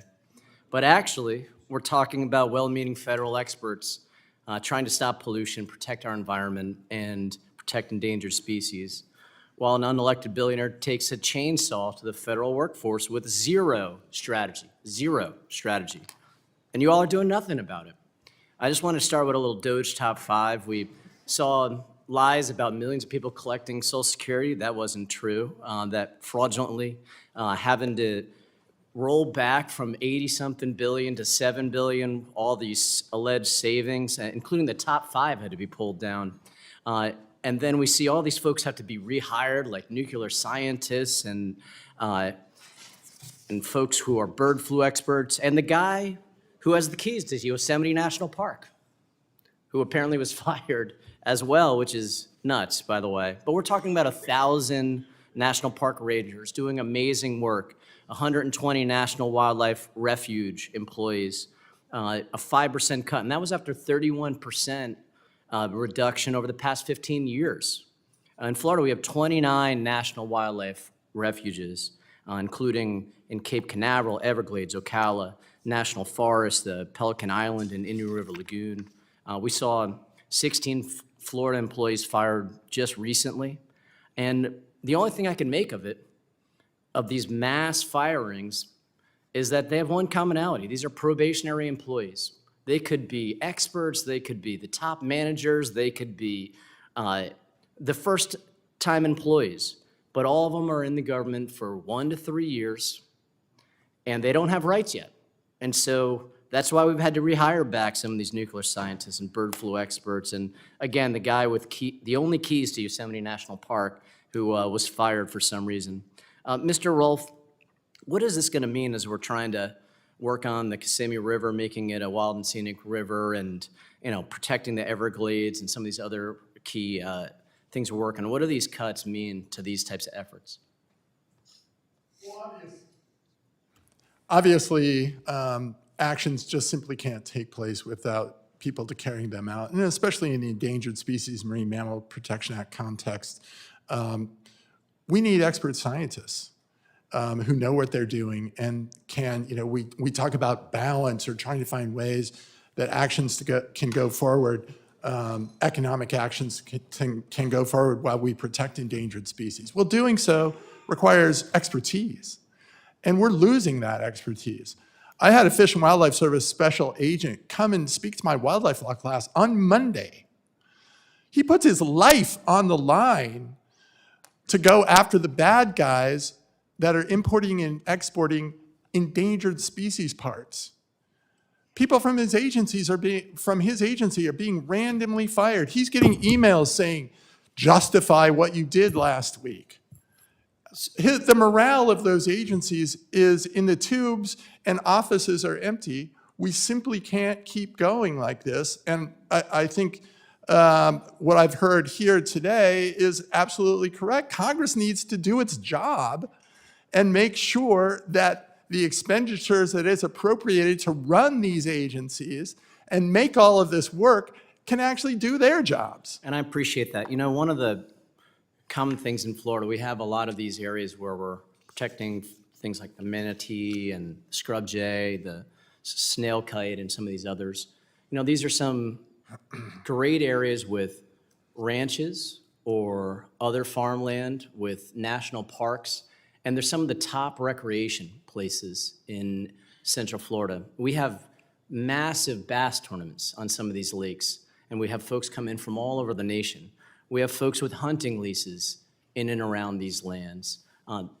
The thing that isn't highlighted a lot is that the Endangered Species Act allows us to help protect some of the best recreational land and local ranches in Florida. And it's stopped this onslaught of condos and suburbs out to the hinterlands of Central Florida. And so it's not an either or. This is how we preserve some of the best lands for recreation, for agriculture, for species, and for a water supply that's in great danger, and something we have to keep in mind as we're looking at this. And I yield back. Thank you. The chair now recognizes Chairman Westerman for 5 minutes of questioning. Thank you, Chair Hageman, and again, thank you to the witnesses for being here. Mr. Moore, we often hear about the difficulties of the ESA Section 7 consultation process, and a major part of that concern revolves around the scope in which the agencies look at a proposed action. In your experience, has U.S. Fish and Wildlife and National Marine Fisheries looked outside the scope of a proposed action during a consultation, and therefore prolonging the whole consultation process and increasing costs for project proponents? It's a tough question. The answer to that is it depends. And that's one of the things about working with the services is it depends on which office you're working with. And that's one of the difficult challenges in working under the species protection laws is that there's no uniformity from place to place. In general, they look at the action area when you're going through Section 7 consultation. The action area is supposed to be the extent to which any environmental effect from the proposed action could occur. Traditionally, if you're looking at an impact to a waterway from construction activity, you look at in-stream construction, you look at activities that take place outside of the water as well, including sedimentation that could enter into the waterway. And the services originally would look at the reasonable distance in which sediment would travel. More recently, what has happened is that through actions of some within the services and more frequently with some of the federal courts, they've required you to go much further. And so rather than looking at a couple of hundred yards in which sediment might travel before it disperses or dilutes, you're looking at 30 or 40 miles downstream, which causes the impacts analysis to sweep in every single species that occurs there, even though there's no remote potential for that species to be impacted.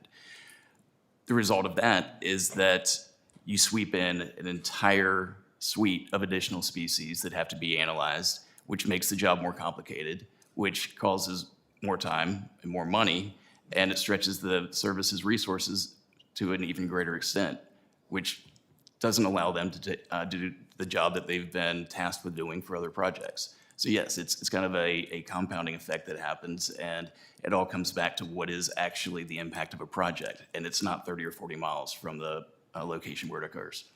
But it does sound like it can be a complicated process. Do you have recommendations on how to improve that process where it does, for lack of a better word, use common sense when looking at one of these actions? Absolutely. I mean, the science is the science. It's not something that courts are in a position to interpret. It's not something that opponent groups are in a position to say what is the best science. Fish and Wildlife Service, in particular, for a long time, recognized the bounds that a traditional impact would expand or extend. That's been replaced with the opinions of various individuals that have caused courts and some within the Fish and Wildlife Service to broaden their interpretations. Establishing something more uniform for a typical type of impact, the distance that extends, the scope of the actual effects, would really streamline the process. Thank you. Mr. Weiland, used more time on that, but I think we got some good information on it. But I was wanting to ask you about the you using the phrase cognitive bias to describe U.S. Fish and Wildlife mentality towards the bone cave harvestman species. Could you elaborate on what you meant by that?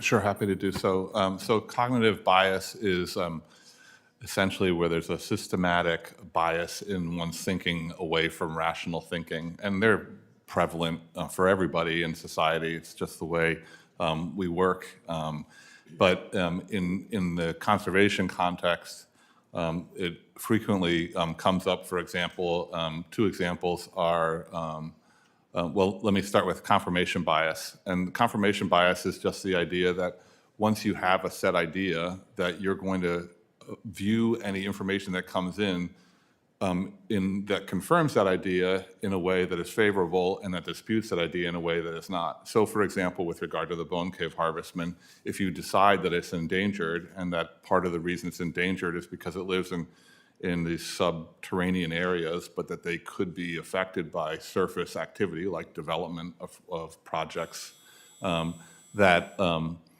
you will continue to be concerned about that surface activity and continue to think the species is endangered, even when evidence to the contrary exists over decades of time, when you find it more common and able to withstand those surface impacts. We're out of time, and we'll submit some more questions for the record. Thank you, Chair Hagan. Thank you, Mr. Chairman. The chair now recognizes Ms. Brownlee for 5 minutes of questioning. Thank you, Madam Chair, and thank you to the panel for being here. We've talked a lot today already about how we really truly rely on these expert agencies like Fish and Wildlife and Marine Mammal, the National Marine Fisheries Services. Professor Rohlf, can you talk a little bit about the impacts of underfunding these two critical agencies. I think, you were saying we need the money and we need to spend it and we need to execute what we have, but I think, at least in my opinion, I think we're sorely underfunded in terms of, our goal of climate and protecting biodiversity and protecting species.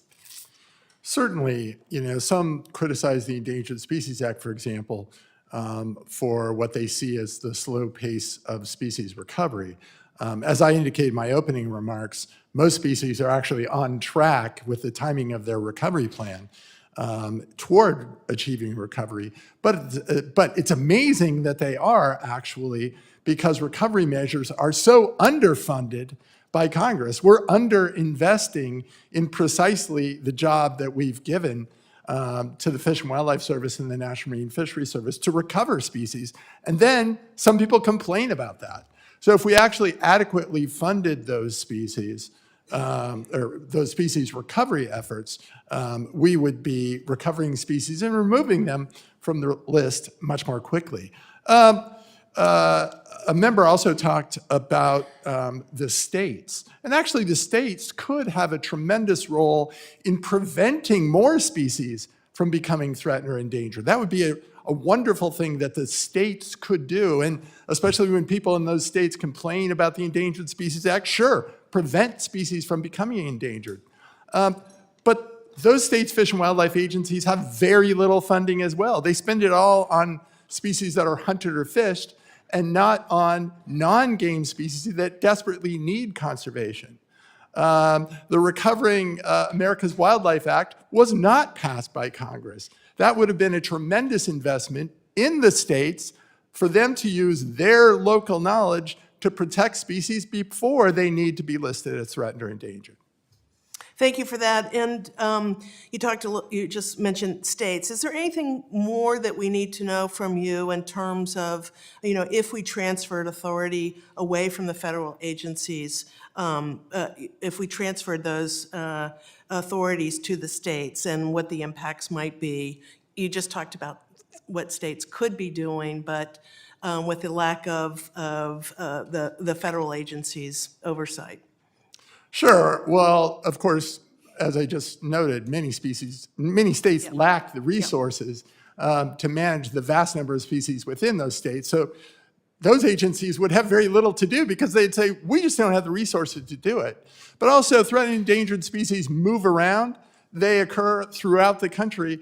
And so that those uniform protection standards and management standards that are provided by the Endangered Species Act to facilitate their recovery, in fact, speeds their recovery with those national resources as well as those national standards. Thank you. And last, we've talked a lot today too about the balance of economic interests and environmental interests. And can you speak a little bit more to your perception and what you see in terms of the economic impacts? Folks on the other side of the aisle continue to say those impacts are very, very significant. Can you talk a little bit more about how you see it? Sure. I think it's really unfortunate that we oftentimes get into a species versus people kind of situation. So the president's proclamation about California water was saying, put people over fish. It's absolutely a false dichotomy. It turns out that people need water just like fish. So when we look at the management of the Bay Delta system and the San Joaquin, Sacramento rivers in California, great example. Guess what? Water needs to flow down that system for fish, salmon, as well as fish like Delta smelt. But water needs to flow through the system to do things like prevent saltwater intrusion from the ocean that swamps the water delivery systems for millions of people. So when we actually make ecosystems work better for listed species, it helps people and it helps our economy. Thank you. Thank you. And I yield back, Madam Chair. Thank you. The chair now recognizes Mr. LaMalfa for 5 minutes of questioning. Oh, I'm sure glad we swayed into water in California, during that. And you talk about that Bay Delta issue there, where I can show you the stats where 29 million acre feet during a 15-month period, a little over a year ago, in the the snapshot. 29 million acre feet entered the delta and 22 million feet went out in that period. And people got to capture only a little bit of that water, and even then, when you do, the water stored behind dams, it has to be let out only for maintaining a temperature of 1 degree cooler in a river, and is unavailable to agriculture, which is being devastated in the San Joaquin Valley. And the agriculture in that area would be thriving more so if you could have the groundwater recharge for the subsidence they're worried about under what's called the Sigma law. But we can't get there, so we don't get to run the pumps except for 40% of capacity to fill the reservoirs. It goes on and on.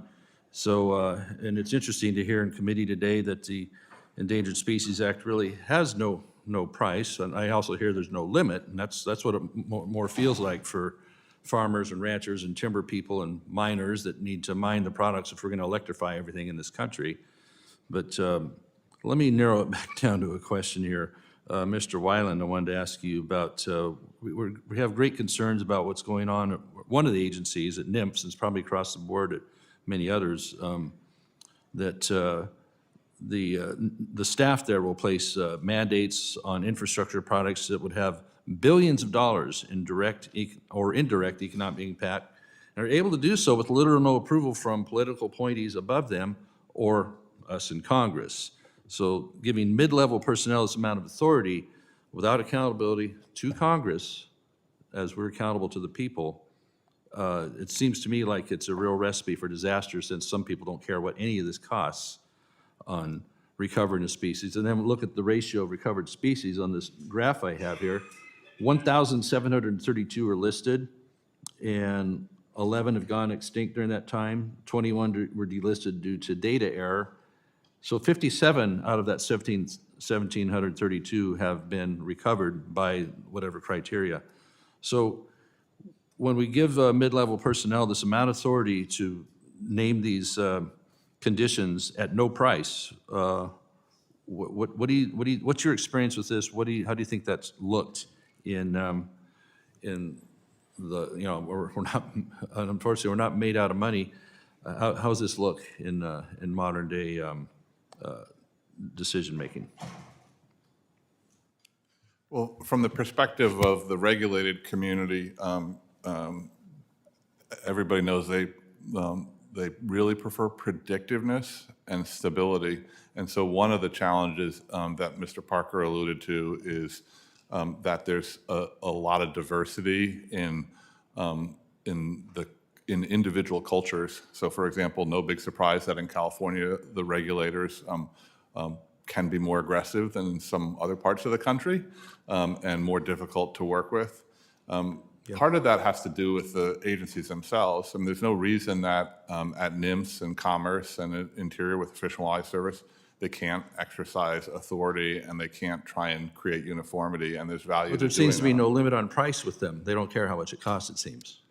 I agree that one of the challenges is from a common occurrence I see in California is the view of agency personnel that their job is to protect the species rather than implement the acts. And those are different, and they're only slightly different, but importantly different, right? Because if you look at the acts as a whole, they do contain limitations on their ability to do that. And so I think that there are, like as I mentioned, there are staff that understand that. Okay, but I there are want to staff get that to don't. another question on top of this too. Thank you, sorry about that.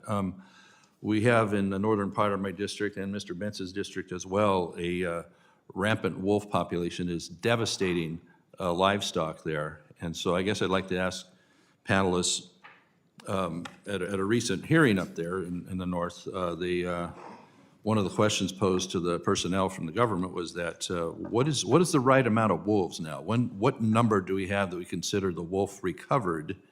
And how do we reach the goal? Or is there actually a goal, or we just keep moving the goalposts around? So you want to take a stab at that, Mr. Rohlf?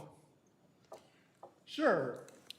The statute specifies that a threatened species is one that is an endangered species is one that's endangered in danger of extinction throughout all or a significant portion of its range, and that decision should be based solely on science. So we should look to the science to determine the distribution. What does the science say on how many wolves we have until we're hit the mark, hit the goal?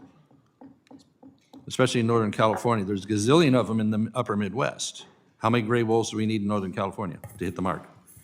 Actually, if you look at the genetic requirements for a functional wolf population, we're not there. I would fundamentally disagree with that assertion. They don't have a target. There is no number. We're going to have, we're out of time. I'm going to have to go on to the next questioner, and I call on Ms. Dingle for her 5 minutes of questions. Thank you. And I have a great respect for my friend from California, but I would say that a lot of us do care about the cost of programs, but I'm going to go back to a famous Benjamin Franklin quote: "An ounce of prevention is worth a pound of cure." So I think we need to be investing more to keep some of these issues. But as co-chair of the Endangered Species Act caucus, I remain committed to preserving the mission of the Endangered Species Act. For over 5 decades, the Endangered Species Act, or ESA, has been our nation's most successful tool for protecting America's imperiled wildlife. It has prevented the extinction of some of our most beloved animals, like the bald eagle, the grizzly bear, the Florida manatee, and many more. And as this country is battling the impacts of climate change, from coastal flooding to wildfires, the protections from the ESA are more critical than ever, and we've got to remain committed to preserving them. Healthier wildlife populations lead to healthier ecosystems, which result in stronger shorelines, less intense wildfires, enhanced water quality, and fewer pests. Studies showed that 99% of species listed under the ESA have avoided extinction. Let me repeat that, 99%. Yet today, despite its successes, we continue to see attempts to strip it, the ESA, of its provisions, making it harder to protect wildlife. Last Congress, committee Republicans introduced CRAs to delist imperiled species and proposed the ES Amendments Act of 2024. This bill would delay new listings while fast-tracking removals and narrowly redefine key terms to limit the ES's reach. Currently, there are about 1,300 endangered or threatened species in the United States. And I want to see these species delisted. He was talking about the wolf, the gray wolf. We're getting there. But the best proven path forward is to invest in their recovery. The chairman likes to say, build it and they will come, and I agree. That's why I remain committed to passing legislation like the Recovering America's Wildlife Act, or RAWA. It's been a top priority, I know, for many of us, for sportsmen, conservationists, hunters. RAWA will help promote and enhance our nation's conservation efforts by proactively investing in state efforts to prevent at-risk wildlife from becoming endangered in the first place. And I'm hopeful I can work with my colleagues in this committee this year. We'll reintroduce some bipartisan legislation and get it done. But in the meantime, Mr. Rohlf, it's important we continue to strongly support the ESA to ensure species that are already in decline, and that includes identifying vulnerable species early. Mr. Rohlf, how is it that species get listed so late in the process, making decisions increasingly difficult for everyone involved? Well, one of the problems, Representative Dingle, and I certainly honor your family's legacy with the Endangered Species Act, one of the problems is that the agencies that are tasked with making listing decisions for those species are oftentimes well underfunded. And so there's a long list of species that the agencies have determined warrant protection as threatened or endangered, but their listing is precluded by higher priority species that the agencies are working on because of the agency's limited resources. And in fact, Congress amended the statute to allow that sort of parking place for species that deserve listing but the agencies simply don't have the resources to list them in a timely fashion. So better and more resources to the Fish and Wildlife Service and National Marine Fisheries Service could allow them to list species earlier when recovering them is easier. So in 35 seconds, how will proposed budget cuts in workforce firings impact recovery prospects for species? What we're seeing going on, especially with the loss of federal expertise, is going to be devastating for not only species recovery, but as I noted, for those agencies' ability to do the work they need to do to even allow permits for other actions to go forward. Thank you. I just hope that if we want to delist species, we need to invest in the recovery. I thank you, Madam Chair, and yield back. Thank you. The chair now recognizes Mr. Crank for 5 minutes. Well, thank you, Madam Chair. I've learned a lot about things today in the hearing, especially I didn't know that Yellowstone or that Yosemite Park must be closed because there was one guy who had a key and now we can't get it open. Oh, wait, maybe there is somebody else who could open that. Look, it's important to me that state and federal partners are responsible managers of species. And Colorado Parks and Wildlife, my state management agency, has in the past done a pretty good job of letting science guide its management. As an example, the Colorado bighorn sheep has never been listed under ESA due to the state's management efforts. And as an avid hunter, I'm proud to have directly contributed to the conservation as I purchased tags for those bighorn sheep for 20 years for a chance to hunt a bighorn sheep. It's currently mounted in my office, and I'd love to have anyone come by if you'd like. Hunters play a critical role in species management and preserving state and public lands, as portions of hunting licenses often fund state conservation efforts. Congress uses the term, by the way, best available science several times in ESA and MMPA statutes to guide the direction of fish and wildlife and NMFS in the conservation of the species. To put a species under the ESA, Fish and Wildlife must use the best available science and commercial data to list, delist, or reclassify a species. For the gray wolf, Fish and Wildlife has made numerous attempts to delist the species under both Republican and Democrat administrations as the population has exceeded its recovery goals, but we haven't had success in that delisting. Instead, Fish and Wildlife has had to face serial litigants over every attempt claiming they didn't use the best available science when moving forward with decisions to delist the gray wolf. Yet, groups like the Alliance for the Wild Rockies, Wild Earth Guardians, and Center for Biological Diversity that exploit the best science requirements in ESA turn around and push for gray wolf reintroduction to be included on the Colorado ballot in 2020. So the Center for Biological Diversity profited over $1.8 million in FY23 from lawsuits at the federal government related to NEPA and ESA. Madam Chair, I ask unanimous consent to insert this letter to Governor Polis from September 2022, signed by the Alliance for the Wild Rockies, Wild Earth Guardians, and Center for Biological Diversity, and others to reintroduce wolves to Colorado into the record. So ordered.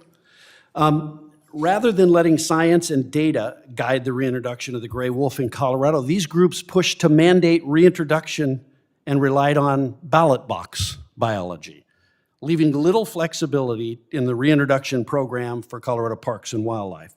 Coloradans who didn't want wolves in the first place now have to contend with them living in their backyards because people in Denver and along the Front Range voted to put wolves in someone else's backyard on the western slope. It's clear that environmental groups use the ESA as a weapon against project development to stifle innovation and to cherry-pick science to adhere to their feelings about species management. Mr. Moore, we have continually seen serial litigants exploit the term best available science in the ESA by selectively choosing different factors, sometimes even administrative factors, to justify litigation on species such as the gray wolf. Do you see in your work instances of how this impacts agency decisions making decision-making to the detriment of species recovery? Without question. The tactics that are used frequently by the environmental groups, particularly the wildlife environmental groups, are an absolute detriment to species recovery and the implementation of both the Marine Mammal Protection Act and the Endangered Species Act. One of the tactics that is in addition to the parade of sue and settle lawsuits that they use to fund their war chests, more recently has been to insert themselves into the Section 7 consultation process. That's a process that is not designed, does not contemplate, and does not authorize the participation by anyone except for the federal agency and the applicant for the permit that's being sought.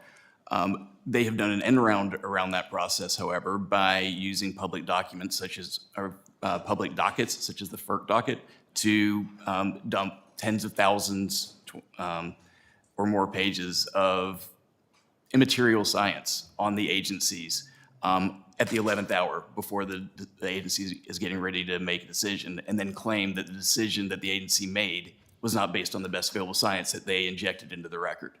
Use that to sue, get the attorney's fees when they win, and then use those fees to sue again. So absolutely, it's a process that is broken. It was never intended to function that way, and it's something that needs to be fixed. Thank you, Mr. Moore. Thank you. The chair now recognizes Mr. Min for 5 minutes of questioning. Thank you, Chair Hagerman, and also to Ranking Member Hoyle. Appreciate today's hearing. I want to first recognize and thank Mr. Paul Weiland for traveling all the way to D.C. Mr. Weiland is a constituent of mine, and appreciate you brought some good California weather out here, so it's very nice and warm outside. So my district's in the heart of Orange County. I'm sure Paul could tell you all it's home to a lot of beautiful outdoor spaces that are habitats for a lot of endangered and rare species. And instead of talking about solutions to address the biodiversity crisis that we're clearly facing, we've been hearing today a lot of mischaracterizations and half-truths about foundational environmental protections that have served for decades as the last line of defense for many of our species. Now, some folks want us to believe that in the aftermath of the Supreme Court's Loper-Bright ruling, which ended Chevron deference, that laws like the Endangered Species Act must be radically cut back in the name of executive overreach. Now, I'll point out that there's a lot of executive overreach happening right now that is not being addressed, including direct incursions on our congressional powers to legislate and to appropriate. But I want to go back to the Endangered Species Act because this follows a long pattern of attack that predated the Loper-Bright decision and goes back many years. Last Congress alone, at least 115 bills and amendments were introduced to undermine the ESA. In the absence of Chevron deference, of course, agencies are constrained in their ability to interpret ambiguity in our laws, requiring them to adhere to the plain meaning of the text unless Congress specifically states otherwise. But there are a few laws that are as clear that are on the books as the Endangered Species Act and the Marine Mammal Protection Act. Their mandates to prevent extinction and promote species recovery are reinforced in every section of their text. So my first question is a yes or no question. Mr. Vecchione, I'll ask this one to you. Do you believe that federal agencies like Fish and Wildlife Service should honor the plain meaning of our laws? Yes. And do you agree that when there's an ambiguity in the law, the interpretation of the courts must be followed? Yes. So over 40 years ago in Tennessee Valley Authority versus Hill, Supreme Court stated that the plain intent of Congress in enacting the Endangered Species Act was to halt and reverse the trend toward species extinction, whatever the cost, and that the benefits for doing so were incalculable. Now, Professor Rohlf, you've read through many of the Republican ESA proposals over the years.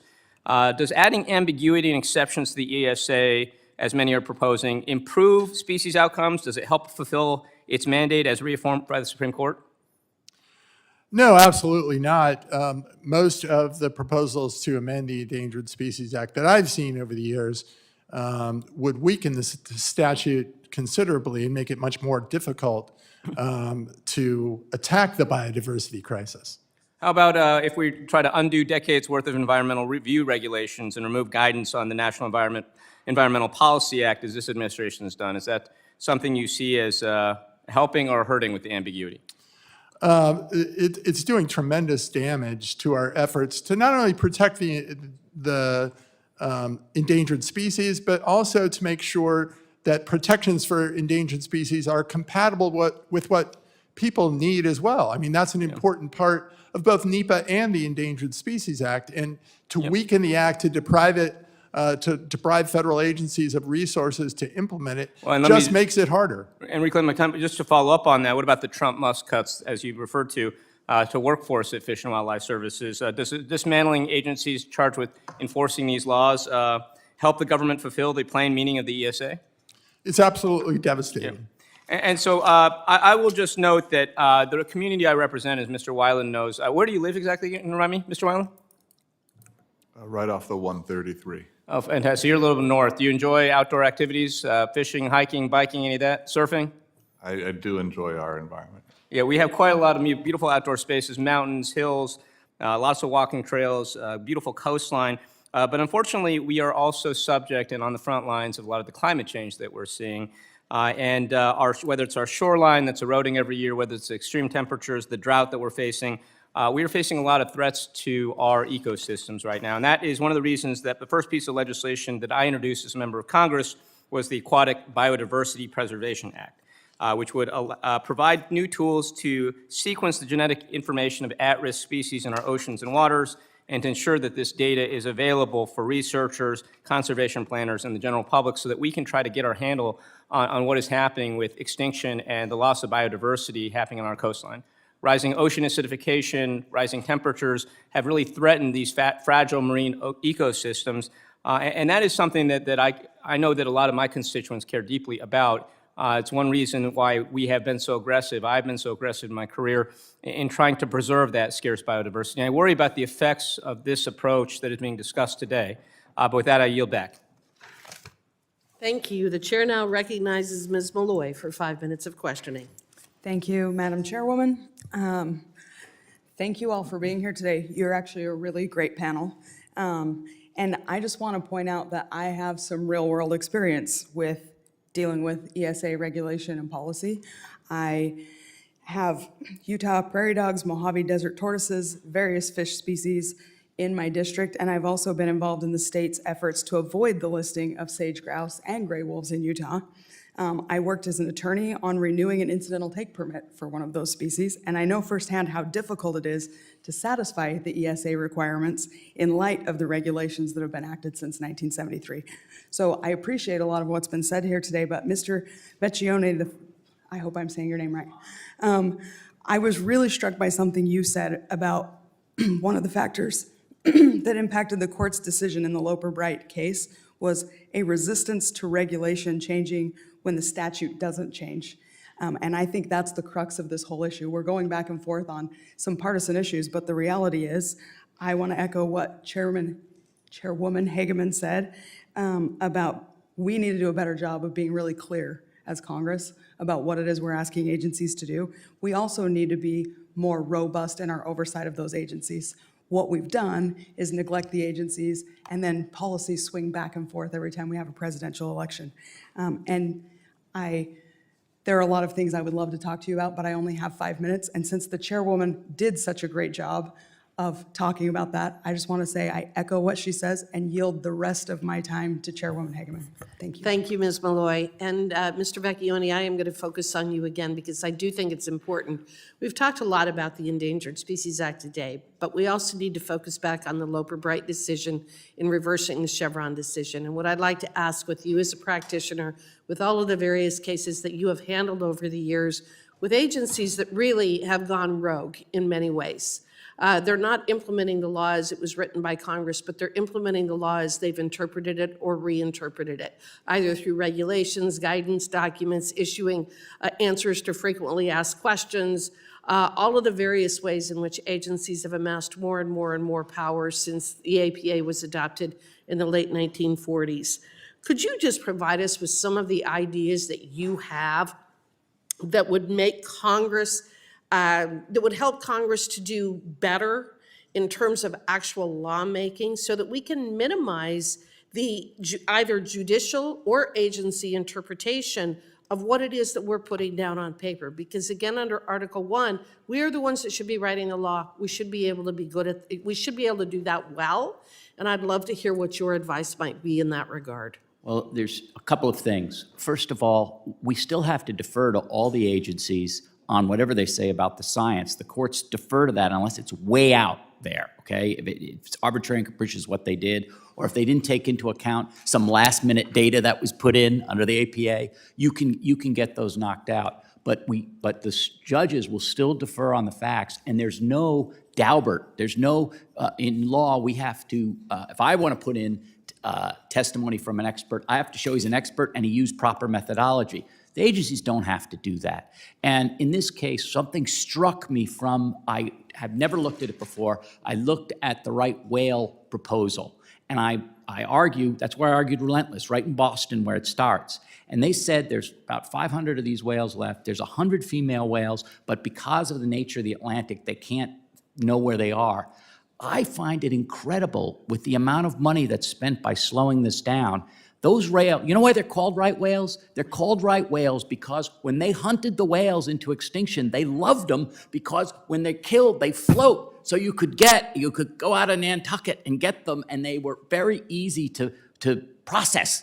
So it strikes me as odd that they've never asked for the money to tag these whales so that they're actually navigational obstacles to all the ships. How much would that cost? We had to believe the science in their proposal. That strikes me as a sailor and a guy who's up there and has been in these whale places, because I'm a whale guy, that they can't find those whales and tag almost all of them with an electronic beeper so that all these boats would know where they were. So that's one thing, how the science is done. The other thing is when you have oversight, you should be asking them why they're doing this. Why aren't they delisting, or why are they listing? Or that question, how many of these do we need, right? The gray wolf, it's the most successful predator in the world. It's found on every continent but Antarctica. If you don't kill them and trap them and poison them, they're gonna come back. That's right. That is exactly right. I appreciate the advice that you have provided, and I think that we need to look into better defining what is meant by the best available science and what the agencies need to produce to actually support and defend the decisions that they're making. Because like you, I have to bring in my own expert witnesses, and I'm required to meet a certain burden of proof, but in the regulatory or guidance context especially, agencies are not. And I think that that's where we need help with revising the APA to force that issue when they're doing rulemaking. Thank you. And with that, I call on Mr. Gray for his 5 minutes of questioning. I'd like to thank the chair and the ranking member for holding this hearing today, and certainly thank you to the witnesses for being here. I represent a district in California, part of the largest agricultural valley in the world, and a place I'm proud to be from and have participated in that very ag economy. But it's a common conversation back home as we seek to balance both the need to protect the environment and be good stewards of the land, and at the same time protect the industry that's critically important to our valley and to this country. And in California, as you can imagine, these issues get pretty polarizing, and folks oftentimes seem to put themselves in one camp or another. I'm either pro wildlife or pro water access, right? And the reality is both of these things are critically important, and we should be striving to ensure that our farmers have access to the water they need while also protecting the delicate ecosystems that are influenced by these systems. I've certainly seen firsthand how people struggle when this balance turns into a zero-sum game and people stop listening to each other. We really do need to find that balance, and certainly something I'm committed to during my time here in Congress. Mr. Moore, President Barack Obama observed that it makes little sense to have two different departments, Interior and Commerce, regulating the same species of fish, depending on whether that species was in the ocean or was in inland waters.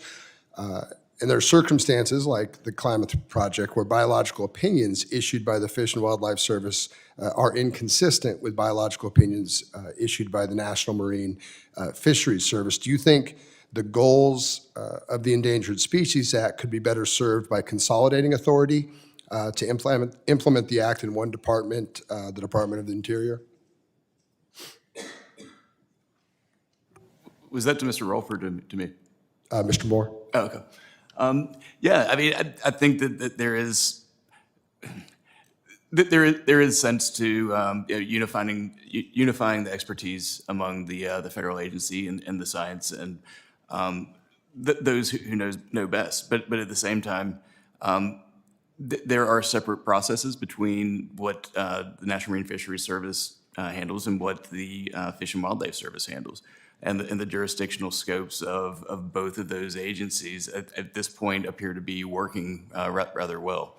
What's not working well is the way that they individually implement the statutes or the species under their charge.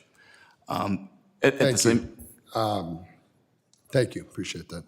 Mr. Weiland, thank you for your testimony today. As you likely know, another place where implementation of the ESA has been a challenge is during FERC licensing and relicensing of hydropower facilities. Hydropower currently makes up about 40% of the nation's overall renewable electricity, certainly an essential resource, and quite a bit in my district. However, the next 10 years alone, FERC licenses for nearly 300 hydropower projects comprising over 11 gigawatts of authorized capacity, and over 25% of the entire fleet of non-federal hydropower capacity will expire. While this subcommittee isn't involved with the Federal Power Act, it does have jurisdiction on the Fish and Wildlife Service and the NMFS, which are both mandatory conditioning agencies that frequently contribute to the length and cost of the FERC process. I continue back home to hear about hydropower projects being held hostage by federal agencies, imposing onerous fish passage and species protections requirements that make hydropower owners and their electric customers address issues way beyond the actual effects of the project with little recourse to challenge. Do you have any experience in projects that have run into these issues, and what steps can we take to ensure that the implementation of the ESA doesn't end up killing critical hydropower resources or drive up costs for consumers? Yes, thanks for the question. I do have experience working on, particularly with National Marine Fisheries Service, on FERC relicensing and even on non-FERC projects that have to go through Section 7 consultation and that involve dams and dam operations. And one of the challenges is the issue that the chair and I discussed briefly earlier, which is how NIMS approaches the consultation itself, whether NIMS goes into it with a mindset of looking at the entirety of the operations as discretionary and therefore subject to consultation, so it can revisit how the dam is operated, whether it needs to fulfill some passage requirements, whether it's trap and haul or even a volitional fish passage like a fish ladder system, and whether those are feasible. And one of the challenges, frankly, with National Marine Fisheries Service is that there are dams all up and down the West Coast, and the National Marine Fisheries Service sees those as an obstacle to the historical populations of fish, which it is, but that doesn't mean it's an obstacle to those fish having viable populations, which is another issue. And I think that will be an ongoing issue and is an issue that many agencies on the West Coast face currently. Well, it's certainly a big problem from a holistic approach. Thank you, Madam Chair. Thank you. I yield my time. The chair now recognizes Ms. Hoyle for a request. Madam Chair, I ask unanimous consent that Representative Don Beyer of Virginia have permission to sit on the dais and participate in today's hearing. So ordered, and the chair now recognizes Mr. Beyer, for his 5 minutes of questioning. Madam Chair, thank you very much. Professor Rohlf, I've just come in, but I've heard lots of different things have happened in this meeting. I wonder, before I ask a few questions, if you have anything you'd like to add.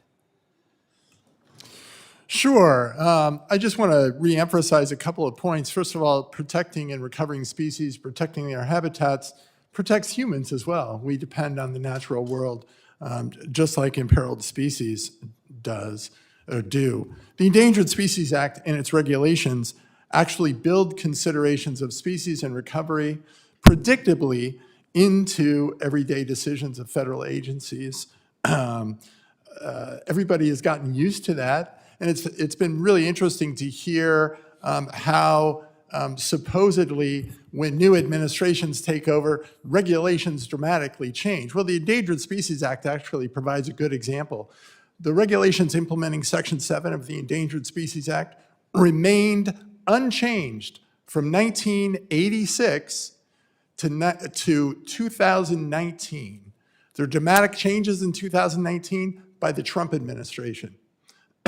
Looking at those regulations, which I did pretty extensively, most of those regulations would probably not survive judicial review under Loper-Bright, under the Loper-Bright standard, because they simply weren't consistent with a best reading of the Endangered Species Act. So if we want to maintain that predictability, building in species recovery to everyday actions in a reasonable way, we should maintain those consistent regulations and not wildly adopt new regulations that don't make any sense under the terms of the statute, as the first Trump administration did.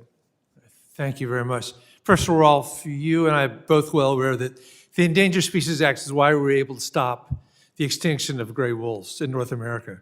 Right now, gray wolves are under state management in the Northern Rockies, and Wyoming has a shoot-on-sight policy pretty much anywhere outside of Yellowstone. In 85% of Wyoming, there are no requirements when killing a wolf. No hunting license, no bag limits, nothing that is typical of well-managed hunting. Wolves can't make it out of Yellowstone without being shot. Professor Rohlf, what does Wyoming's shoot-on-sight policy for gray wolves mean for the recovery of the species? It obviously makes it more difficult. However, Congress legislatively delisted wolves in the Northern Rockies, which allows for Wyoming to have that shoot-on-sight policy. It doesn't make any sense from, as you said, a sporting standpoint. It also doesn't make any sense from the standpoint of managing an ecosystem. And so continued protection of wolves until they have recovered throughout all or a significant portion of its range outside of that legislatively delisted portion is obviously still important. Thank you. I had the pleasure of working with the late American biologist E.O. Wilson in his last years, and he deeply believed that all life depends on essential ecosystems, and that damaging or erasing these ecosystems will have a profound impact on biodiversity and human health and well-being. Our Earth is currently facing a biodiversity crisis and species extinction. As you know, between 1970 and 2018, there's been an average 69% decrease in population sizes of mammals, birds, amphibians, fish, and reptiles. Professor Rohlf, can you elaborate more on how important a well-funded and well-enforced ESA is critical to reversing the course of damage to our biodiversity? Well, of course, Congress recognized the incalculable value of biodiversity and species to humans. That issue came up in looking at the constitutionality of the Endangered Species Act. And one of the judges pointed to that value of biodiversity in saying that that affects interstate commerce, and that means that Congress has the authority and the obligation to the public to protect imperiled species. To give you a good example, Gila monsters in the American Southwest are declining. They've been the subject of listing petitions. We should apply more resources to that species so they never need to be listed. The venom, it's one of the few venomous lizards, the venom of Gila monsters, important to developing drugs like Ozempic, which helps fight diabetes and is one of the most valuable drugs in the world right now to fight obesity. And without those biodiversity, those genetic resources, we simply would not discover those sorts of valuable and life-saving drugs. Professor, thank you for bringing that up. I'd just like to point out that Mitch Daniels, the former Republican director of the OMB, pointed out that more than 30% of our Medicare budget is just type 2 dialysis, end-stage renal disease. So the Gila monster is going to save us an awful lot of money on Medicare. With that, Madam Chair, thank you for letting me wave on, and I yield back. Well, and thank you, and I do want to assure you that the Canadian gray wolf population in Wyoming is thriving, doing very, very well, despite the fact that they have been delisted. The chair now calls on Mr. Ezell for 5 minutes of questioning. Thank you, Madam Chair. Today's hearing is about accountability, and I want to thank all the witnesses for being here today and sharing so much information. The Marine Mammal Protection Act and the Endangered Species Act were created with good intentions to protect species and ensure their survival. But over time, these laws have been twisted into tools of overreach, allowing federal agencies to impose sweeping restrictions.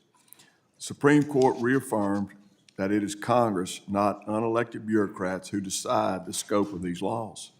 Yet we continue to see agency actions that go far beyond what Congress ever intended.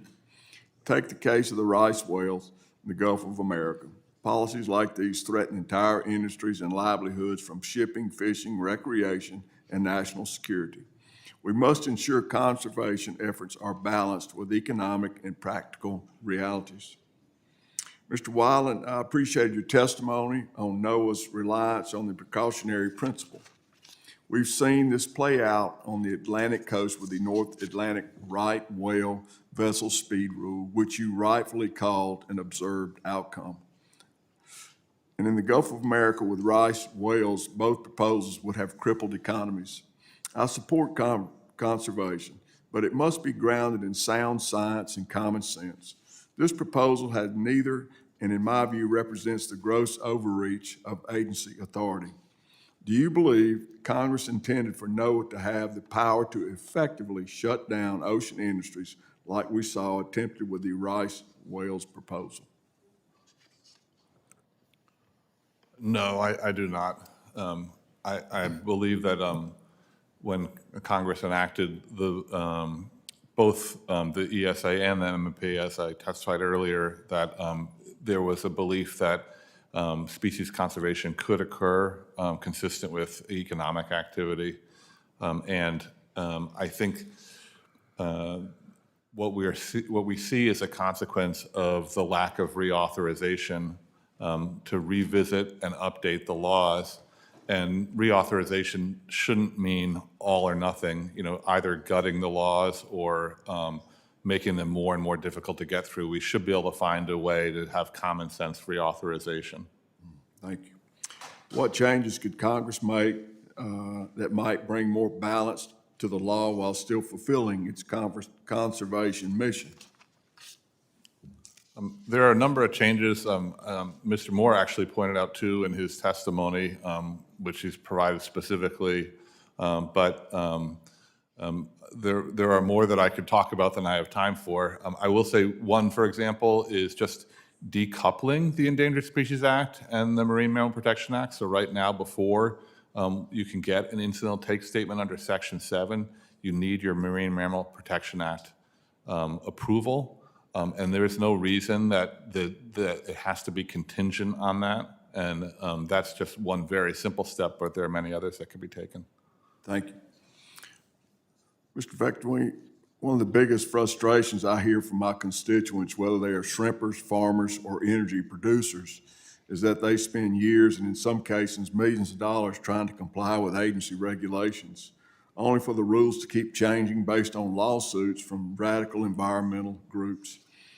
To what extent do you believe litigation is driving regulatory instability under the ESA and the MMPA? Is that directed to me? I think I've cited some of the cases. Sometimes they win, sometimes they lose, but it is the fact that you can have a friend inside the agency and then sue along with that to either help or hurt it is somewhat of a problem, it strikes me. Thank you, and thank you all for being here today. And Madam Chairman, I yield back. Thank you. The chair now recognizes Ms. Hoyle for her 5 minutes of questioning.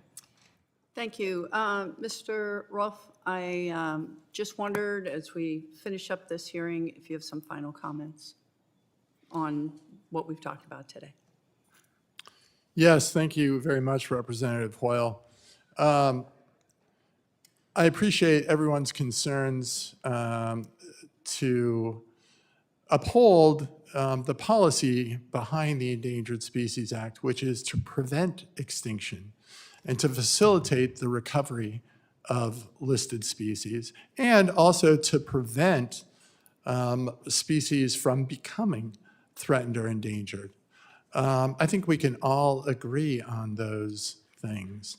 How do we do that? How do we best do that? And Is the ESA equipped to do that?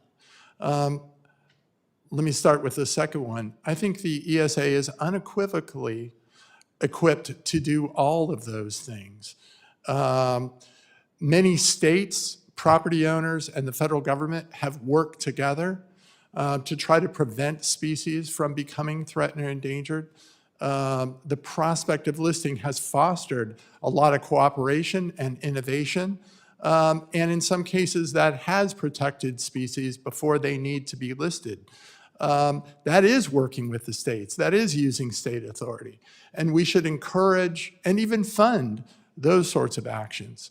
When species are imperiled, when the best available science, which should continue to drive decisions under the Endangered Species Act, indicates that species are in danger of extinction, then we should continue to adopt what Congress very clearly said was the, quote, institutionalization of caution, close quote.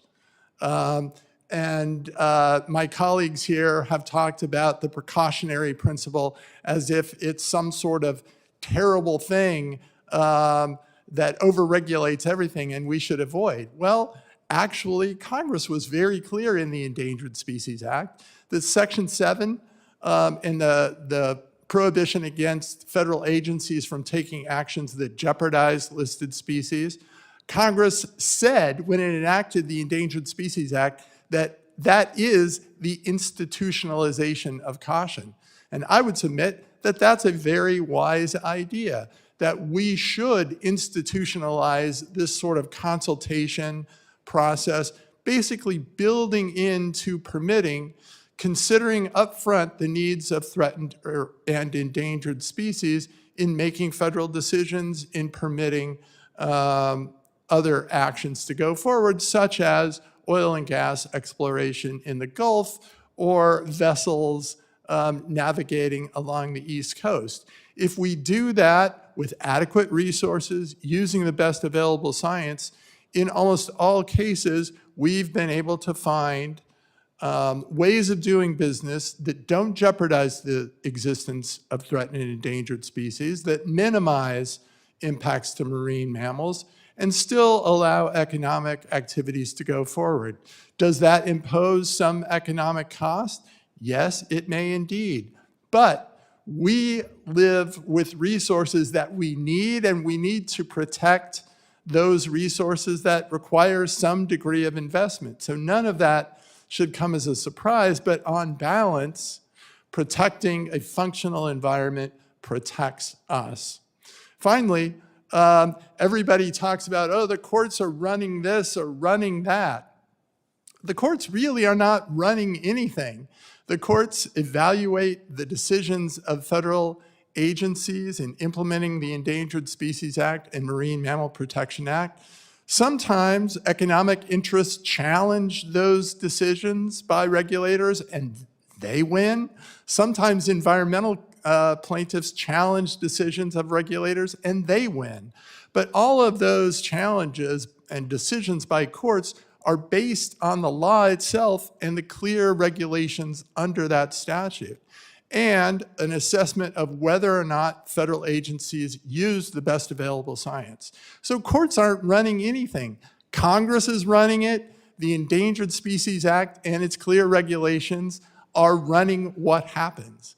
And so I think if we look over the last 50 years, the Endangered Species Act has been a resounding success, and I look forward to more decades of that success. Thank you. The chair now recognizes Ms. Boebert from Colorado for 5 minutes of questioning. Thank you for being here. Yes, thank you so much, Madam Chair. And, you know, we'd like to brag on some of the ESA resounding successes all the time here in this committee. For instance, the gray wolf that is fully and completely recovered and should be federally delisted from the Endangered Species Act. So that is truly a success story that should be championed on by both sides of the aisle here. But as we've seen, the ESA has been exploited by the federal government and radical environmental organizations to stifle development and hinder species recovery. with the help of the Trump administration, both in his first term and now here, I'm looking forward to even more help. We're working to ensure that the federal agencies are held accountable for their regulatory overreach and reform in these statutes so that they are implemented as Congress did intend. Unfortunately, Congress has not followed the success stories of the ESA enough, and so there has been some actions taken in the administration. Mr. Moore, do you know the cost of the delays to natural gas projects? The implementation of the ESA has passed on to the American people over 30 years? Across the industry, I don't. I do on a project-by-project basis for those that I have worked on. Just giving Happy to you, hear some numbers you know. I'm sorry? Happy to hear some numbers you know. Yeah, I mean, to give you one example for a project that I worked on the Mid-Atlantic for an oil and gas pipeline project, there was, as a result of numerous challenges to the Section 7 consultation, that resulted in the project going from $3.5 billion to just over $7 billion. Wow. One project. Wow, that's incredible. And I have here the Endangered Species Act has caused obviously numerous delays to natural gas projects in the U.S. We have an estimated cost to the economy of $261 to $979 million over the past 30 years. And so your one project certainly has a much more detail than that. Mr. Moore, how do you believe that President Trump's emergency energy declaration would reduce costly delays like this? I think that any streamlining measure is going to certainly, it's going to make the process run more smoothly. Anything that will lift the unnecessary delays that are faced is going to not only make the process run better and how it was intended to run, but it also will free up the resources of the agencies. As it is right now, they're facing a constant barrage of lawsuits from project opponents that really hamstring them, and they're not in a position to be able to do the work that they were tasked with doing by Congress. That causes them to then have to reallocate the resources to other projects. So anything that streamlines the process and makes it run in an efficient manner is going to have benefits across not only the regulated community, but also within the government. Yes, thank you. Streamlining does certainly save money and makes things more efficient. Mr. Vecchione? Is that okay? Would you agree that the purpose of the ESA to remove species from the list of endangered and threatened species once the species has recovered is the right path to take? Yes. Yes, so I think especially impacting our farmers and ranchers in my home state of Colorado with the judicial fiat that has resulted in the gray wolf continuing to be delisted. The science is crystal clear on this. The gray wolf should no longer be on the list. It is completely recovered at over 6,000 wolves.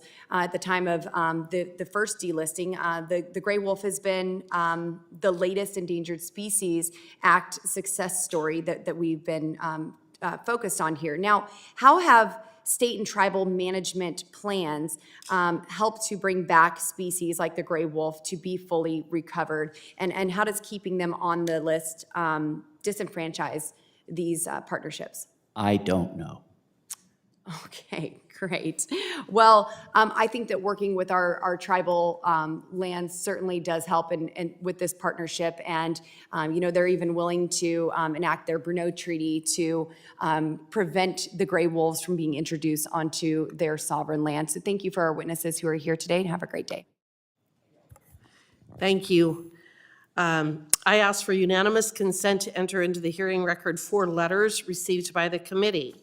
A letter from the Energeo Alliance, which highlights challenges with the implementation of the MMPA and ESA and how reforms could provide greater certainty to the American energy sector. A letter from the California Sea Urchin Commission. A letter from the California Pelagic Fisheries Association, and a letter from the Mystic Aquarium in Connecticut. Without objection, so ordered.